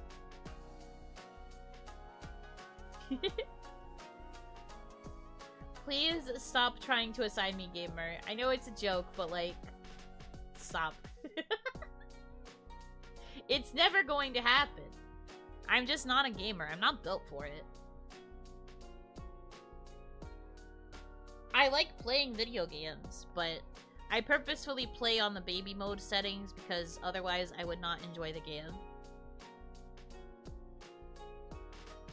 Like, if I was playing another Crab's Treasure on, like, the intended mode, which is hard mode, I'm pretty sure I would have quit way sooner. That would have been a 30-minute stream, and then I would have been like, okay, bye, never playing this again. But playing it on the story mode is, fairly doable, but then I still get stuck on the bosses. Aim to be the worst gamer ever. Why do you guys want me to pivot to gaming? Do you not like Zatsu? I'm curious now. Unless it is just memeing. I'm sure you'll come up with some cool stuff. You have a very smart brain in that noggin. I don't know if that's true. I have a brain. is it a smart one? Depends on the day. It's memeing. Couldn't you do like a viewer's choice chat stream with a poll each week? That's kind of what Onimon is already. Admittedly, I decide more often than the audience decides for Onimon, but like, Onimon is technically like a thing we decide together. I do often ask the audience for Onimon themes. I ask you guys for themes all the time, and then I just kind of pick and choose from there, depending on the theme in question. I understand where you're coming from, though. But I do think that that would end up being a bit too close to Onimon.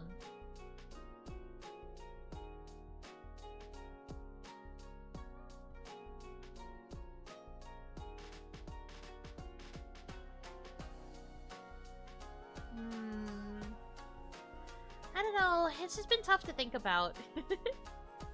That's why I'm experimenting. I guess we'll see, but like expect that Friday will probably have Zatsus going forward as I figure out what the series is going to be. I will try Fictitious Friday.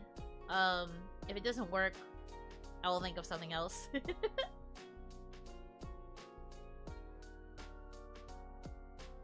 On the bright side, the amount of recurring series that I have does make it a little bit easier to make a schedule.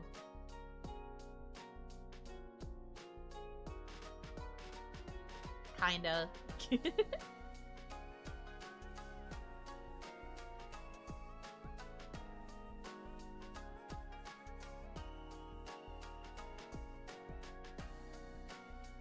If I had it my way, you'd be V-Tails VTuber, but I could see Sora's head caving in as I write this. It's just also, as much as I would want to do that too, it's just like, I've started feeling a little bit, how do I word this without, maybe this is something better saved for members.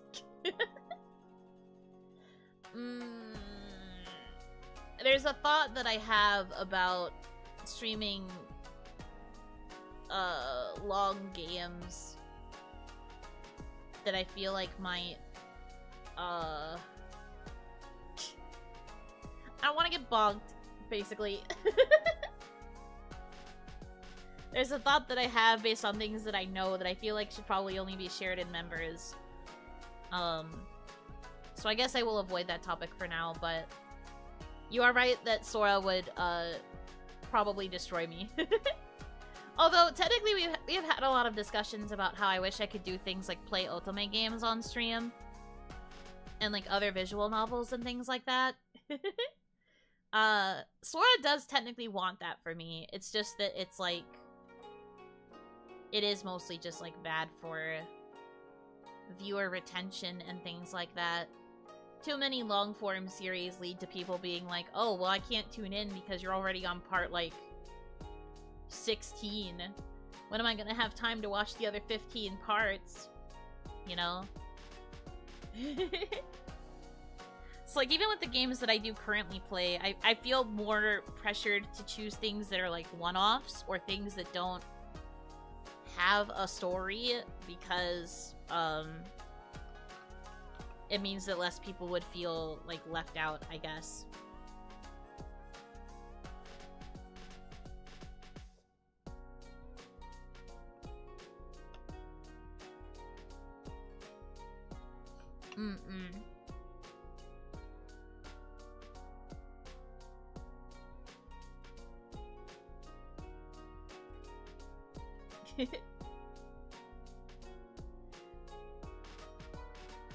Watching Yuno swoon over hot boys would be great content. I mean, I agree. And there's so many Otome games that I want to play. But the problem is also, most Otome games don't allow you to stream them. Or if they allow you to stream them, they really only allow you to stream the common route. And then, like, the actual, like, dateable routes are like, oh, you want to know more about this boy? Guess you better buy the game. They usually don't allow streaming. Usually. Like, the one example I can think of,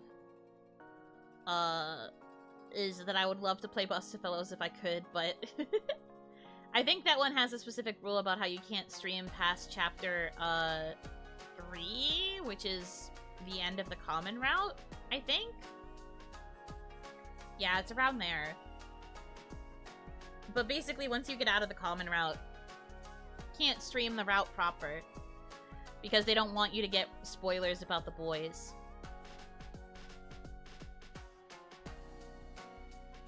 Ultimate games are wild, like so many WTH moments. I know! I already play them. I just don't play them on stream. Do not cite the ancient texts to me. I was there when they were written. You know? Like, I play them already. I know they can get wild. I get why they do that, but at the same time, other VNs have thrived from having people react to it live, or in videos. This is true, but I think specifically with Otome, because the appeal is that you want to, like, learn more about the guy that you're pursuing as you are pursuing him. That's usually why they have it, like, stop, right before the route begins. Because, like, the route proper is like its own unique story that's different from, obviously it's different from the common route. But no, in an ideal world, I would be banging down Idea Factory International's door and being like, let me stream the Otome. And then like every other company that localizes Otome, I'd be like, hey, hi, I'm a VTuber. Let me promote Otome game, please.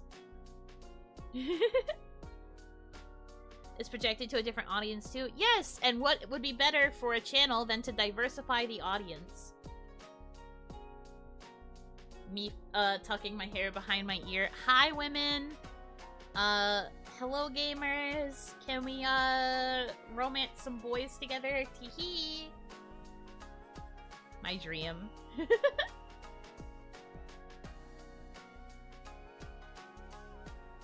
Let me play game. This is non-optional. This is objectively correct. I would just be like, hi. I should be allowed to play game because, have you seen me? Look how cute I am. Game, please. Early access to game, please. I can just imagine Yuno all cuddled up in a blanket making all these and other funny noises as hot boys stare at her. Are you in my box right now? How do you know? I just want to see Yuno justify the weird Otome stuff like locking girls in cages. It's not weird! If you play his route, you understand! Justice for my boy Toma! I mean, I guess technically there is no law preventing me from having a spoiler-filled discussion about Otome. I guess that would be something I would do in U-Notebook, because that's analysis, but like... just like that. I guess technically I could branch out that way and just start kind of doing like in-depth Otome analyses that are also like partially reviews. But also, I just think it would be fun to be able to play the game with chat someday. Maybe not necessarily Amnesia, but just like any Otome game. There's so many Otome games I want to play that are coming out in like this year alone. Oh my gosh. And it feels like more keep getting announced for localization, which is great because a lot of Otome weren't getting localized for a long time. Sorry, I'm on a tangent. But like, it's a great time to be an Otome gamer. 2024 has been really good to us. Speaking of which, the sequel to Cupid Parasite is coming out this month. And I'm still not done. I took like a really long break because I got super busy. And then I also got sick. So, yeah, I ended up not being able to play. Ironically, I was choosing other games rather than finishing the Otome. I I have to get the normal ending for one character. And then I also have to get one of his bad endings, because that has a CG. Usually this, in Cupid Parasite tangent coming, sorry. Usually they don't have CGs tied to the bad endings, but for this character there is a CG. And since I try to collect all the CGs in every Otome game I play, I have to get it. So I guess I have to choose the less good ending, but it's fine. Apparently it's the CG in question is worth it, so I'll take it. But I have to do that, and then I have to play the secret route. I don't want to play the secret route. The secret route, I already know what the character is, and I don't like him, so I'm just like, I don't want to. But I have to do it if I want to justify buying the sequel. We need a breakdown of all the pigeons. Speaking of which, I should see how Isla-sama is doing, if she's managed to play any more Hatoful Boyfriend. But she said that she was gonna play more and that we would eventually do another collab where we go through, BBL. I have to see how she's doing on that. I haven't heard from her. She might be too busy. Locking girls in cages is totally fine if you have the right backstory. Listen! It's not backstory! It's current events! The current events that Toma goes through in the route with the heroine make it... I mean, it's not the most justified ever, but, like, you understand where his head is at when he does it.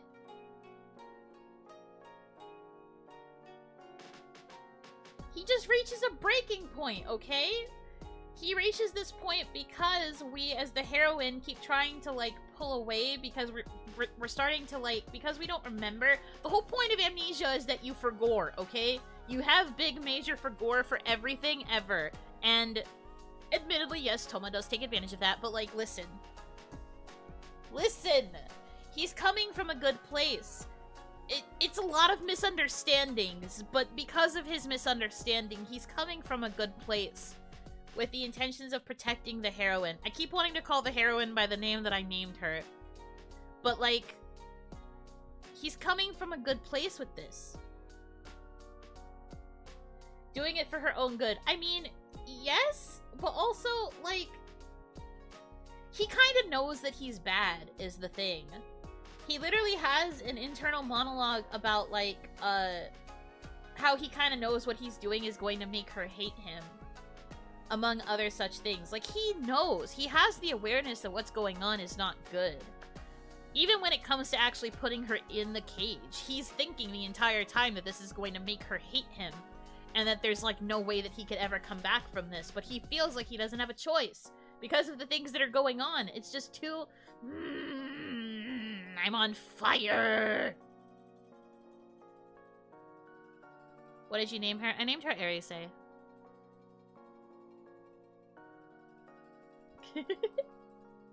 Amnesia Heroine doesn't have a canon name. Usually, when I play an Otome game, I just stick with the canon name because I don't really see a point in changing it. And also, in later Otome games, the canon name is voiced. So, for example, I don't know if this is true in Bustafellows, actually, because I didn't play her as Teuta. I named her Talia instead. Similar enough name, but, was not voiced. But when I play through Cupid Parasite, I have my heroine named Lynette because that's the canon name, Lynette Mirror. And they actually say the name Lynette, which I find to be, more... I know this sounds like the opposite, but, like, it feels more intimate hearing the name be voiced than it does with the silence of, like, the implication of them saying my name. Like, I'd rather them whisper, Lynette, than me have to, like, imagine that they're saying Yuno. Does that make sense? But anyway, Amnesia Heroine does not have a canon name. Even if you watch the anime, she is never referred to by name. Because they didn't want to give her a canon name, which sucks. So I just came up with one. But now in my head, I just call her Arise because it's a lot easier than just calling her Heroine.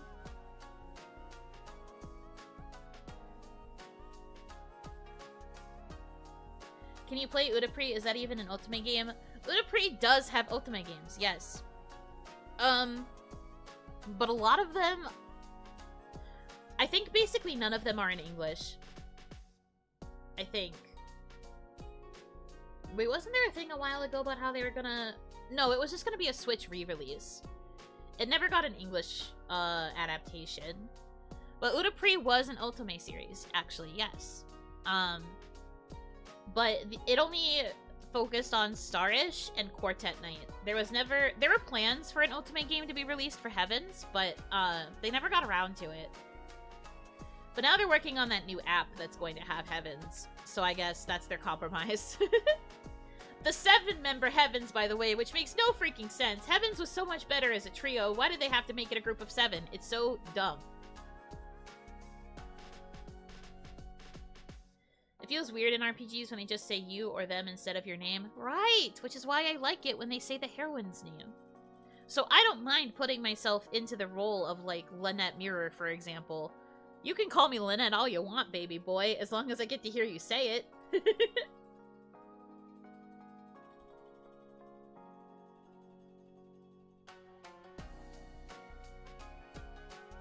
I'd prefer not naming the character or having 5 choices than getting to name a character but being called you. Right! I'm glad you guys agree with me. Otome tangents with Buno Banaki.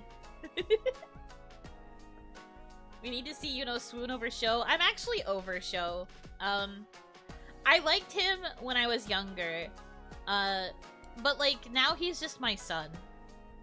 If you want to see me swoon over someone, you need to get me in front of Ramaru or Kamyu.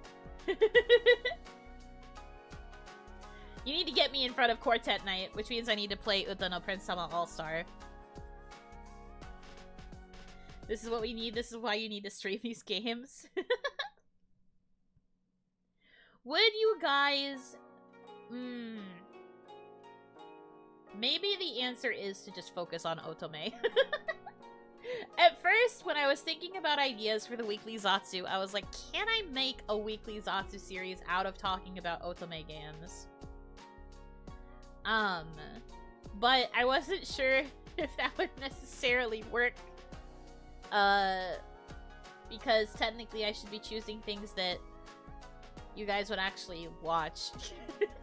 I wasn't sure if, a multi-part, like, long-term Zatsu series about Otome would actually be interesting to anybody besides, like, me and, like, 2 people and a rock. So, I ended up rejecting it and I tried to go for something else. But maybe that will be the replacement option if Fictitious Friday doesn't work.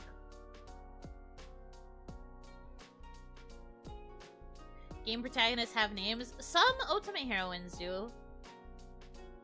In older Otome games, they did not, but I feel like newer games have tried to go out of their way to have, named protagonists, named heroines.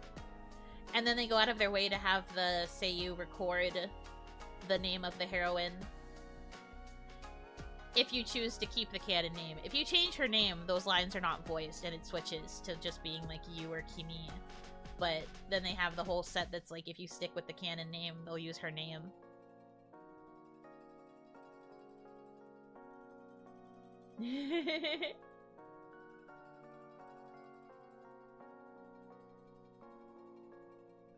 But we'll see. I'll think about it. I'll mull it over.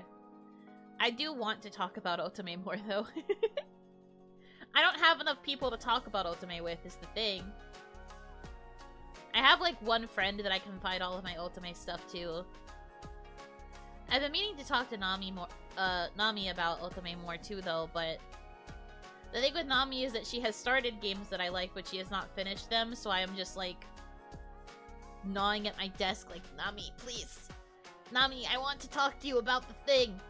Nami, I cannot talk to you about the things until you progress.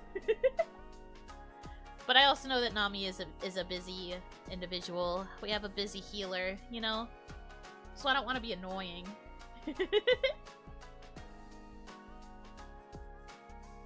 She might be an ally in this. This is true. I want her to finish Bustafellows so bad. I love Bustafellows. Limbo.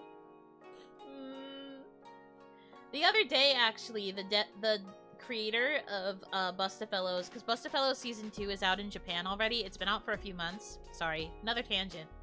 But like, they tweeted out in English and they were like, "We are trying hard because we do not want to let the overseas fans down." Which makes me think that they are actually working on a localization for Bustafellows Season 2, and the minute that that happens, you will not hear from me. I will be gone. I will be like, see you later. I'm going to be taking a hiatus. Don't be surprised. Black text, white background, announcement. I'm going on hiatus to play Bustafellows. You will see me again later. I will be screaming about anime boys on Twitter.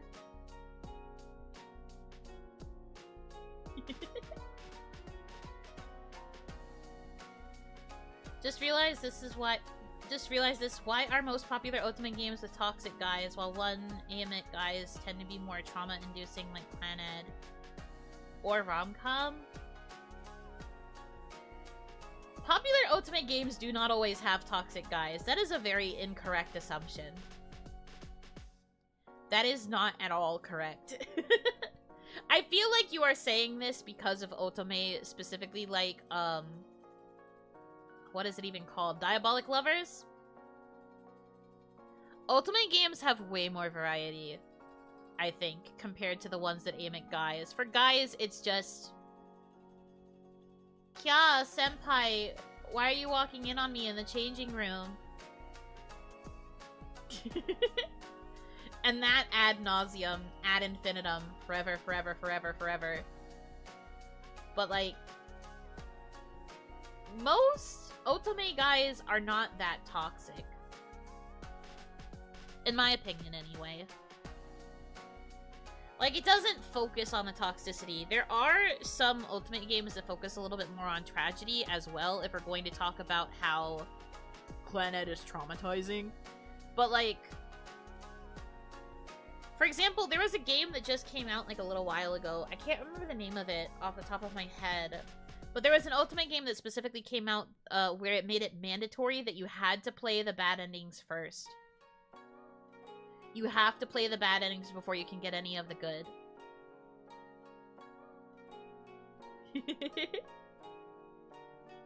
That is also mostly just a broad assumption that's part of the joke. Lette! Hi, Lette.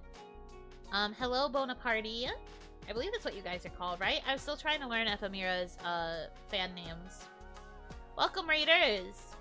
I am rambling about Otome games right now. You came in at a good time. Doronko Wanko was pretty short, so I ended up just turning it into a Zatsu. Here we are. Whoopee.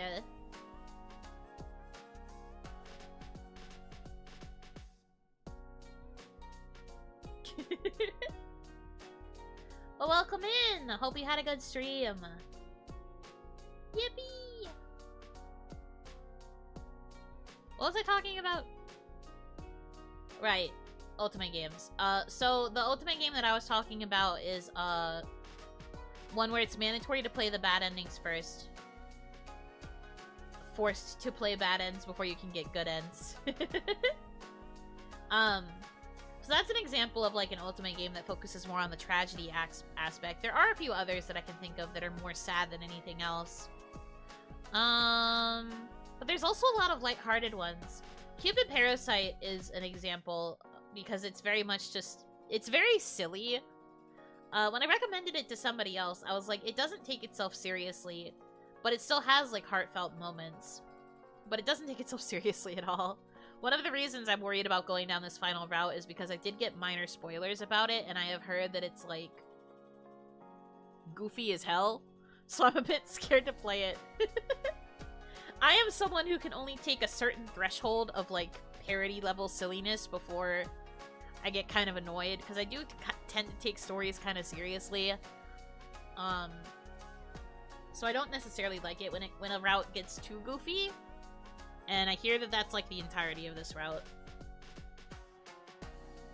Well, maybe not the entirety. But, like, specifically, there's like an ending sequence that I hear gets really silly, and I'm just like, I don't know if I'm ready for that. But I need to be ready for it, because the sequel comes out in 20 days, and if I want to see my man, in the sequel, I gotta play the game.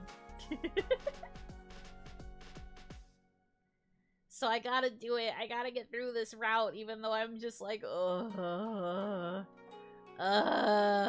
don't want to do it. But I'm committed. If I don't 100% a game, or specifically if I don't 100% in Otome, I feel bad. I will feel bad going into the sequel. You can power through. I'm trying, man. I have to be strong, but I have to finish collecting the endings for the guy that I was just on. His route was also a slog. Man. His route also sucked. Well, okay, it didn't, like, suck, but I was very surprised because he was presented as the, like, flirty archetype, and then he ended up being, like, so... Do I want to say this word? I guess. He ended up being so vanilla. Like, so vanilla, it was painful. Not even, like, a good tasting vanilla. Like, the blandest, most, like, tasteless vanilla flavor ever. That was his route.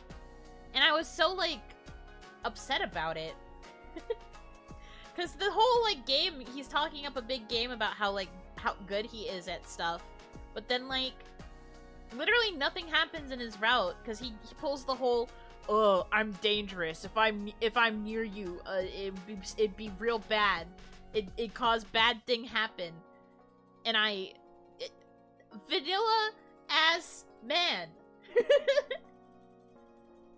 Hold me in your arms. It's okay. He's so stupid. And I don't like those kinds of routes. He was just so, like, he didn't want to do anything. And, like, the heroine isn't particularly, like, aggressive either. So she didn't even get to have her moments of, like, going for him and, like, pulling him out of his shell. I mean, she kind of did, but not really. And then they pulled, like, some other BS in his route about how, like... This is a spoiler. Not that I'm expecting any of you to play Cupid Parasite. But if you do play Cupid Parasite and you happen to be listening to this, close your ears. This is a spoiler. Close your ears. But, like, he... Okay, yeah, whatever. He K-words the heroine, and then, like, forces her soul to reincarnate. It's a long story.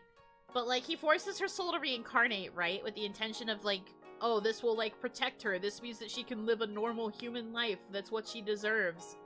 But then, like, because her soul is so strong, the way that it is, she's, like, very quickly, like, just turning into her original self. But also, like, when she reincarnates, it's not that long after when she was originally alive. So, like, the other love interests are all, like, in their, like, what, 50s? Probably? Like, 50s-ish? But, like, there's, like, a time skip to when she's college age again. I guess maybe not college age, but, like... Man. Why did this turn into an isekai? That's what I'm saying! Why did the route turn into, not even just an isekai, just, like, a reincarnation story? It's so dumb. Which means she's, like, gone from, like, almost all of her original friends, because she was friends with all the other love interests. Like... But now she can't interact with them ever again, and she also can't work at her original company because one of the love interests, and also my favorite one, is her boss at the company. But she can't go work there now, even though that's, like, her sole reason for existing. It's very complicated. I would have to explain the general premise of Cupid Parasite for you to truly understand what I'm going through, but just know, this route sucked for that reason. Like, the storyline was just so stupid. And then they were like, oh, but even though she reincarnated, she's still turning into who she was. Blah, blah, blah, blah, blah, blah, blah. Man. And actually, that's an HR nightmare. No. It's within the confines of an anime dating game, I don't care. I don't care. He's a good love interest. There's like one moment where he's a bit weird. But like other than that, his route was really, really good. Their route is the fake dating. I guess technically fake marriage. Their route is the fake marriage route, and I love fake marriage. That's one of my favorite tropes. So he still wins. Sorry. We need to play this on stream. We can't! Cupid Parasite is one of the ones that doesn't allow streaming. I mean, I guess we could see. I would have to maybe see if it would even be possible to ask for the perms. But I think it would be a no. I think they'd be like, nah. But I really wish we could. What drugs was the author on when they wrote this? I don't know. What's fake marriage? Fake marriage, or I guess fake dating, is like a situation where two characters who are not actually in a relationship have to pretend to be in one for like plot-related reasons. But then as the plot progresses, it becomes less and less fake because they start developing real feelings for each other.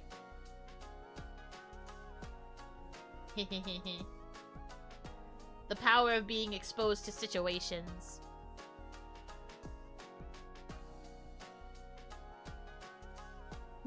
Oh, I get it. Suddenly everyone's like, ah, Wakaru.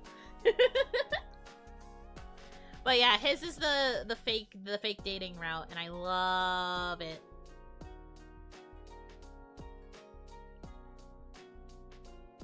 Must have been good, yes. I really like his route. He's a good love interest. He's also voiced by the same guy who plays my favorite love interest in Bustafellows, so I have a bias that's starting to show up. This man was never on my radar before in terms of Seiyu, but like, he's really good at voicing these different love interests in these Otome that I've been playing.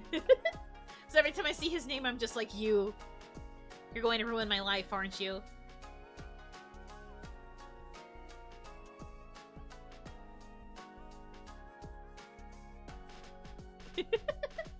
I apologize again for this random tangent. Cupid Parasite is just like the main game that I play off streams. Ken, your new guy? I mean, I wouldn't say he's my ultimate favorite. I still have a specific ultimate favorite. He just hasn't been in as many of the Otome as I've been playing as Ken has been. For some reason, Ken is just like, off we go, yippee, yahoo, and I'm just like, okay, I guess we're here now.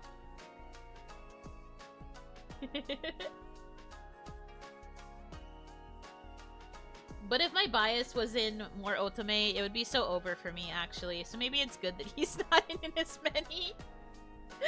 I don't know if I want my wallet to be destroyed. Bustafellows, I've been planning to play it for a while. Just need to finish my Yakuza and Persona series. That's fair. You should get to Bustafellows eventually, though. It's very good. It's worth it. And it does seem like they're working on localizing Season 2, so you have to play it before you can get to Season 2. I'm so excited for Season 2. Ugh, I want it so bad. Oh, Hanaki for real this time? Oh, Hanaki! Good morning! I'm rambling about Otome. You didn't miss anything.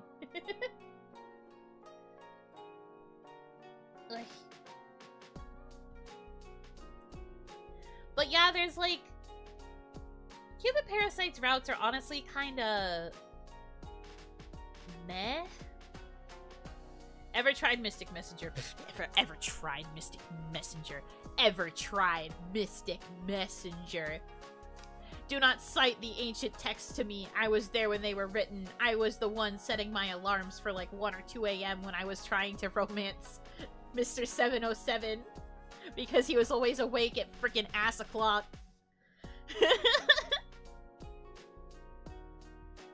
Zen too. Zen was also like that. Why are these men up so late? I was the one that was juggling classes and work while also trying to talk to these anime men in my phone. That was hilarious. Thanks. I'm here always.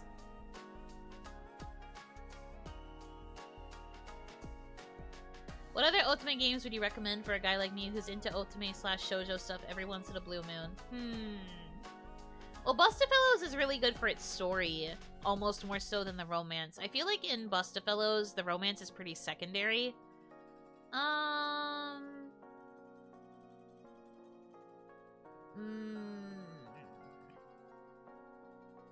Why these men up late pot calling the kettle black? Hey, back when I had a more normie lifestyle, it bothered me. Now that I am less of a normie, I'm just like, I've been there. Yusung being awake at 4 a.m. because he pulled an all-nighter playing the not League of Legends, League of Legends. Me too, man.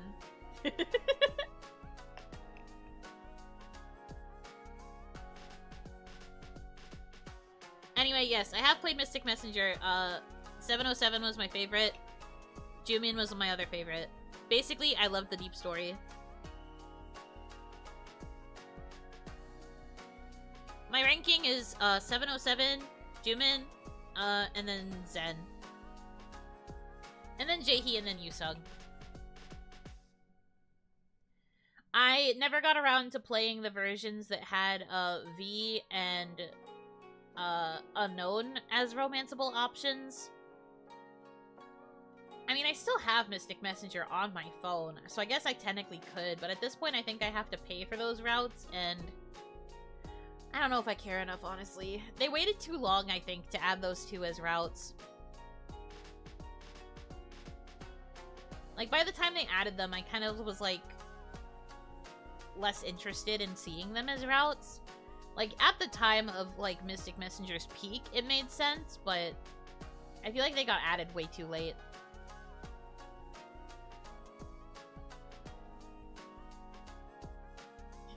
He was a Dota player? No.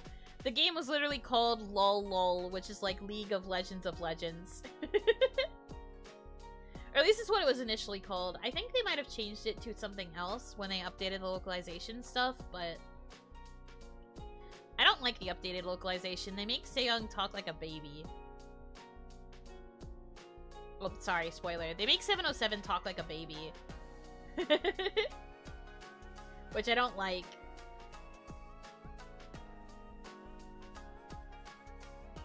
My only experience with Otome / Galgate is Love Plus, but I'm googling a bunch while listening, so I think I've caught the bug. Welcome. Welcome to hell. It's fun here. There are pretty boys. And sometimes a good plot, but mostly pretty boys. Yippee!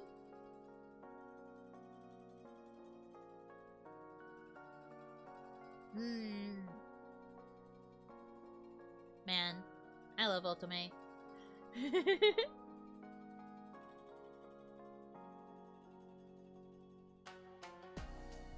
In terms of recommendations, I honestly haven't played that many Otome because, like I was saying, a lot of them haven't been properly localized for a while. We're starting to get more localizations.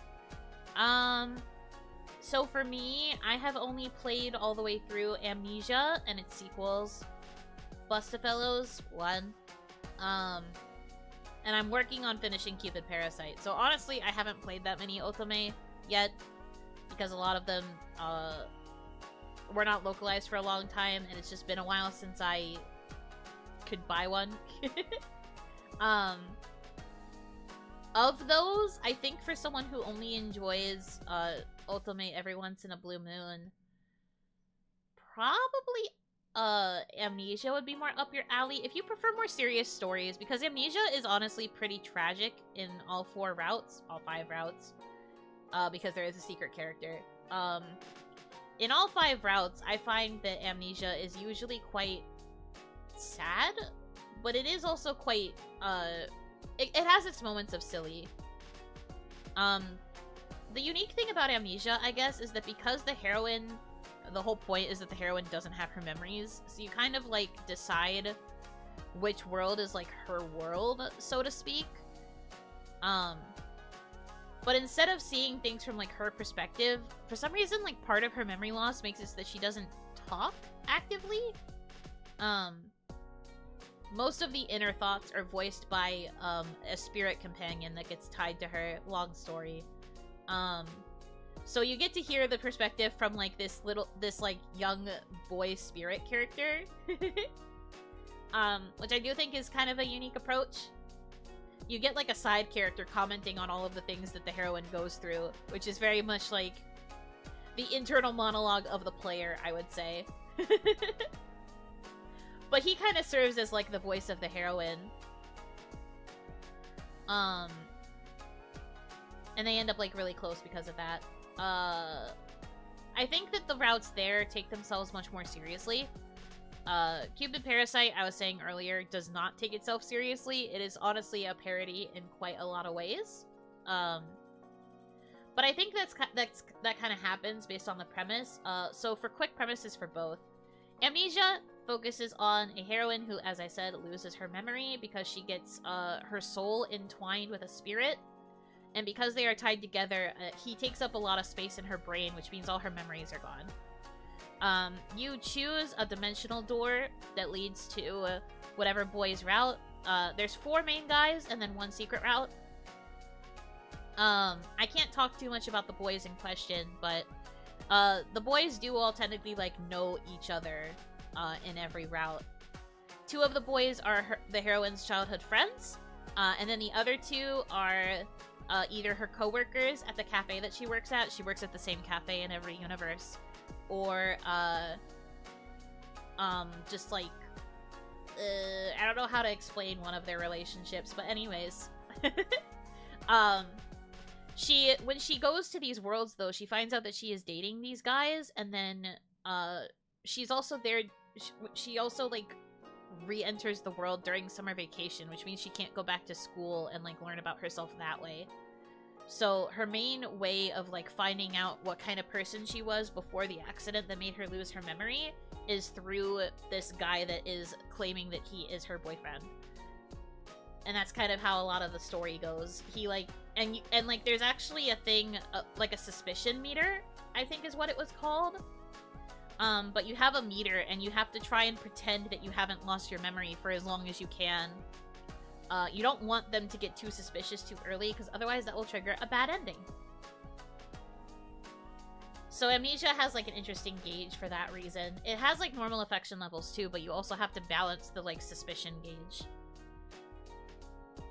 I think if you are into things like that, Amnesia would probably be more up your alley. Cupid Parasite, you play as Lynette Mirror, who is literally Cupid, actually real.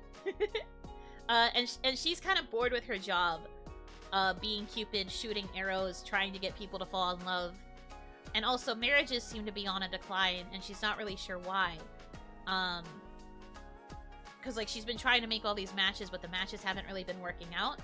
But she discovers that humans are also developing their own matchmaking services, and there is a place called Cupid Corporation. So basically, they took her name. She's like, they stole my brand! And she gets so angry about this that she goes down to Earth, enrolls in college to take love psychology, romance psychology, I think is what they call it. So she studies that, that becomes her major, and she graduates, joins a Cupid Corporation, and her goal is to become the most popular matchmaker in order to prove that, like, humans are just as capable of matchmaking as the gods are. It's to rebel against her father, who is, Ares? Yes, Ares. The love interests there are known as the Parasite 5. They are the 5 customers enrolled in Cupid Corporation that have been the hardest to match up because they all have major red flags about them. So they're all called a different kind of parasite, and then grouped together they are called the Parasite 5. Lynette's job is to try and match them up with girls to try and, like, prove herself, because if she can match all of them, and then they don't actually, like, break the matches for whatever reason, then she will get a promotion. There's, like, the love interests are, like, all very eccentric guys. For various reasons. And then, you know, you end up on their route through, like, connecting with them during the common route. The common route for that game is very long. I will warn you. First playthrough, common route, crazy long. it took me a long time to get through it. I think it took like multiple days. I was very surprised. I was just like, wow.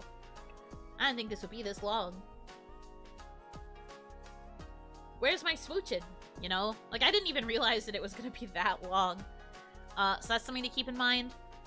But again, it doesn't take itself very seriously because we are involving the Greek gods, and the Greek gods were very silly. So, it's very nonsensical in a lot of ways. I feel like the routes kind of get more and more nonsensical as you go.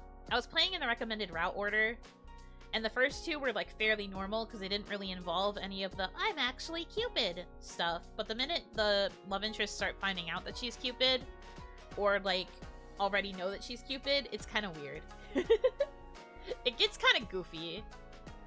But it also has a lot of like old movie references. A lot of the BGM sounds like you're watching like an old romance film because one of Lynette's favorite things is watching old films.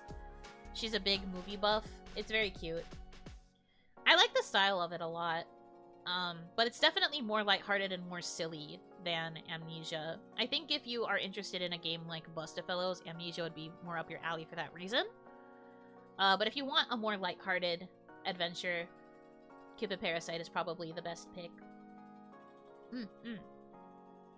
I won't be moving on to a new game anytime soon because once I finish normal Cupid Parasite, I have to play the sequel Cupid Parasite game. But once I finish that, I will probably be picking a new game soon. I have like a huge list of Otome games that I want to try. I have to pick one out though. There's so many.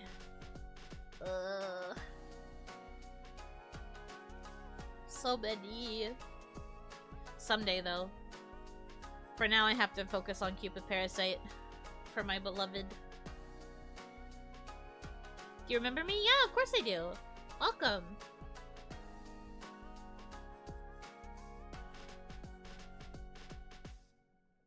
Thank you for coming back around. Much appreciated. The pain of having so many good games, real. This whole becoming a VTuber thing was just to fund the Ultimate games, wasn't it? No, it was not. I do honestly like being a VTuber. But it does help. I mean, would you rather me spend it on Otome games so that I can ramble to you guys about how silly the Otome games are? Or would you rather me spend the money on gacha?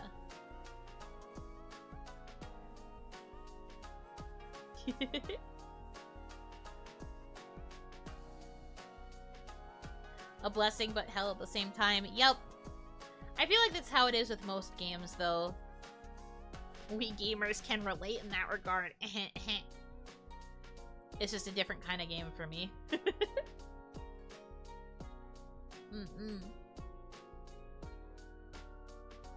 Anyway, thanks for coming to my TED Talk. Otome games are crazy, but I love them. In an ideal world, I would be begging for management to try and get me perms to play Otome games on stream. Maybe someday. Maybe if I can think of a way to justify it, I will try and pitch it. But I feel like management would just be like, are you sure? But it would be so fun. Stream as VTuber to fund Otome. Stream Otome games to fund gachas. Stream gachas to fund, what would streaming gacha games even fund? More gacha?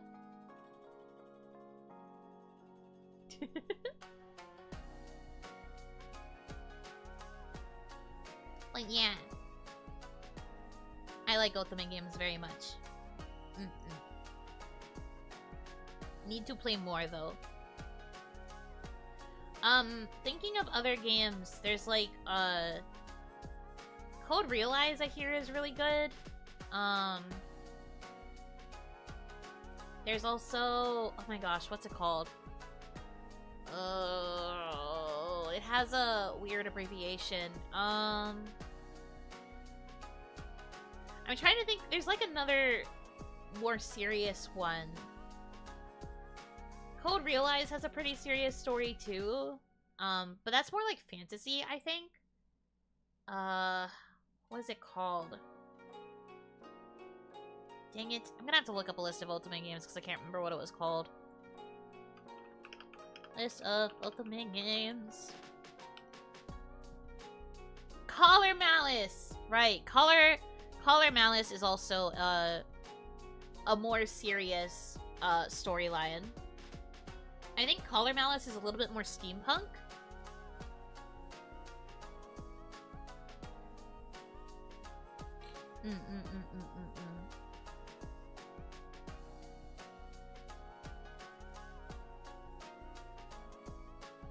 Man, so many good games. I love Otome. Collar Malice or Collar? C-O-L-L-A-R. Collar, like the one that you wear. It's technically stylized Collar X Malice. It's like, hold on. Collar X Malice. Kind of like Hunter x Hunter. I don't know if you say the X, though. Like collared greens? No. I mean, that is technically how you spell it in terms of, like, collar, but still.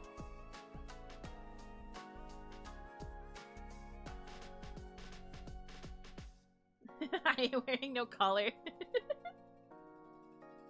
No, that's not... I haven't played that game. You can't say that about me.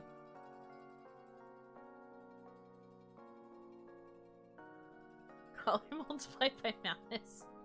Man. Just trying to give other suggestions.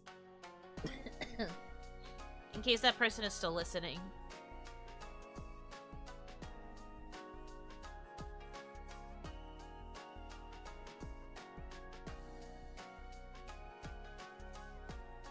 Man, no man.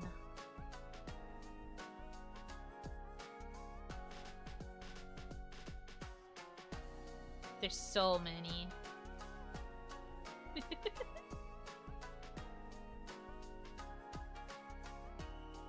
But yeah, I really like Otome. They are good. I love. The Japanese media item puts an X in it. Usually it's not said. That's why I've been calling it Collar Malice. But a lot of Otome games, because they have kind of long titles, they tend to get abbreviated. So that's why I couldn't remember it at first. But yeah.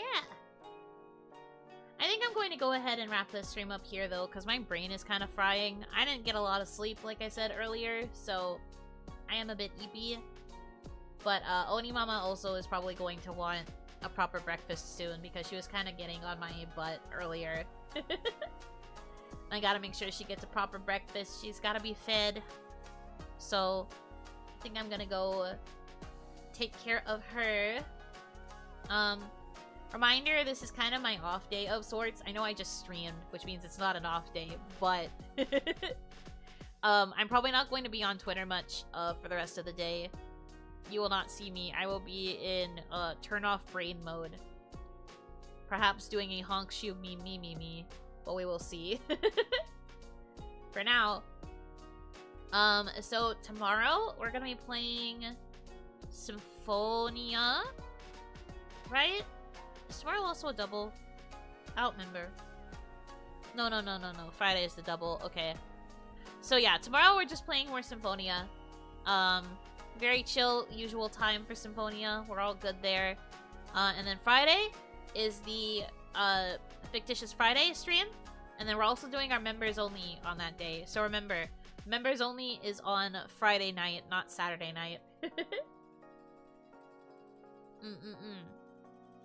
I will remind of the rest of the schedule tomorrow after Symphonia. I hope you enjoy. I hope you honk shoe. We will see if I honk shoe. I still have things to do, but I am going to try and use this day to rest and recharge. Because this week has been crazy. But yeah. Thank you guys so much for hanging out with me. I hope that you have a good rest of your time zone. And until I see you again, Hirotsu!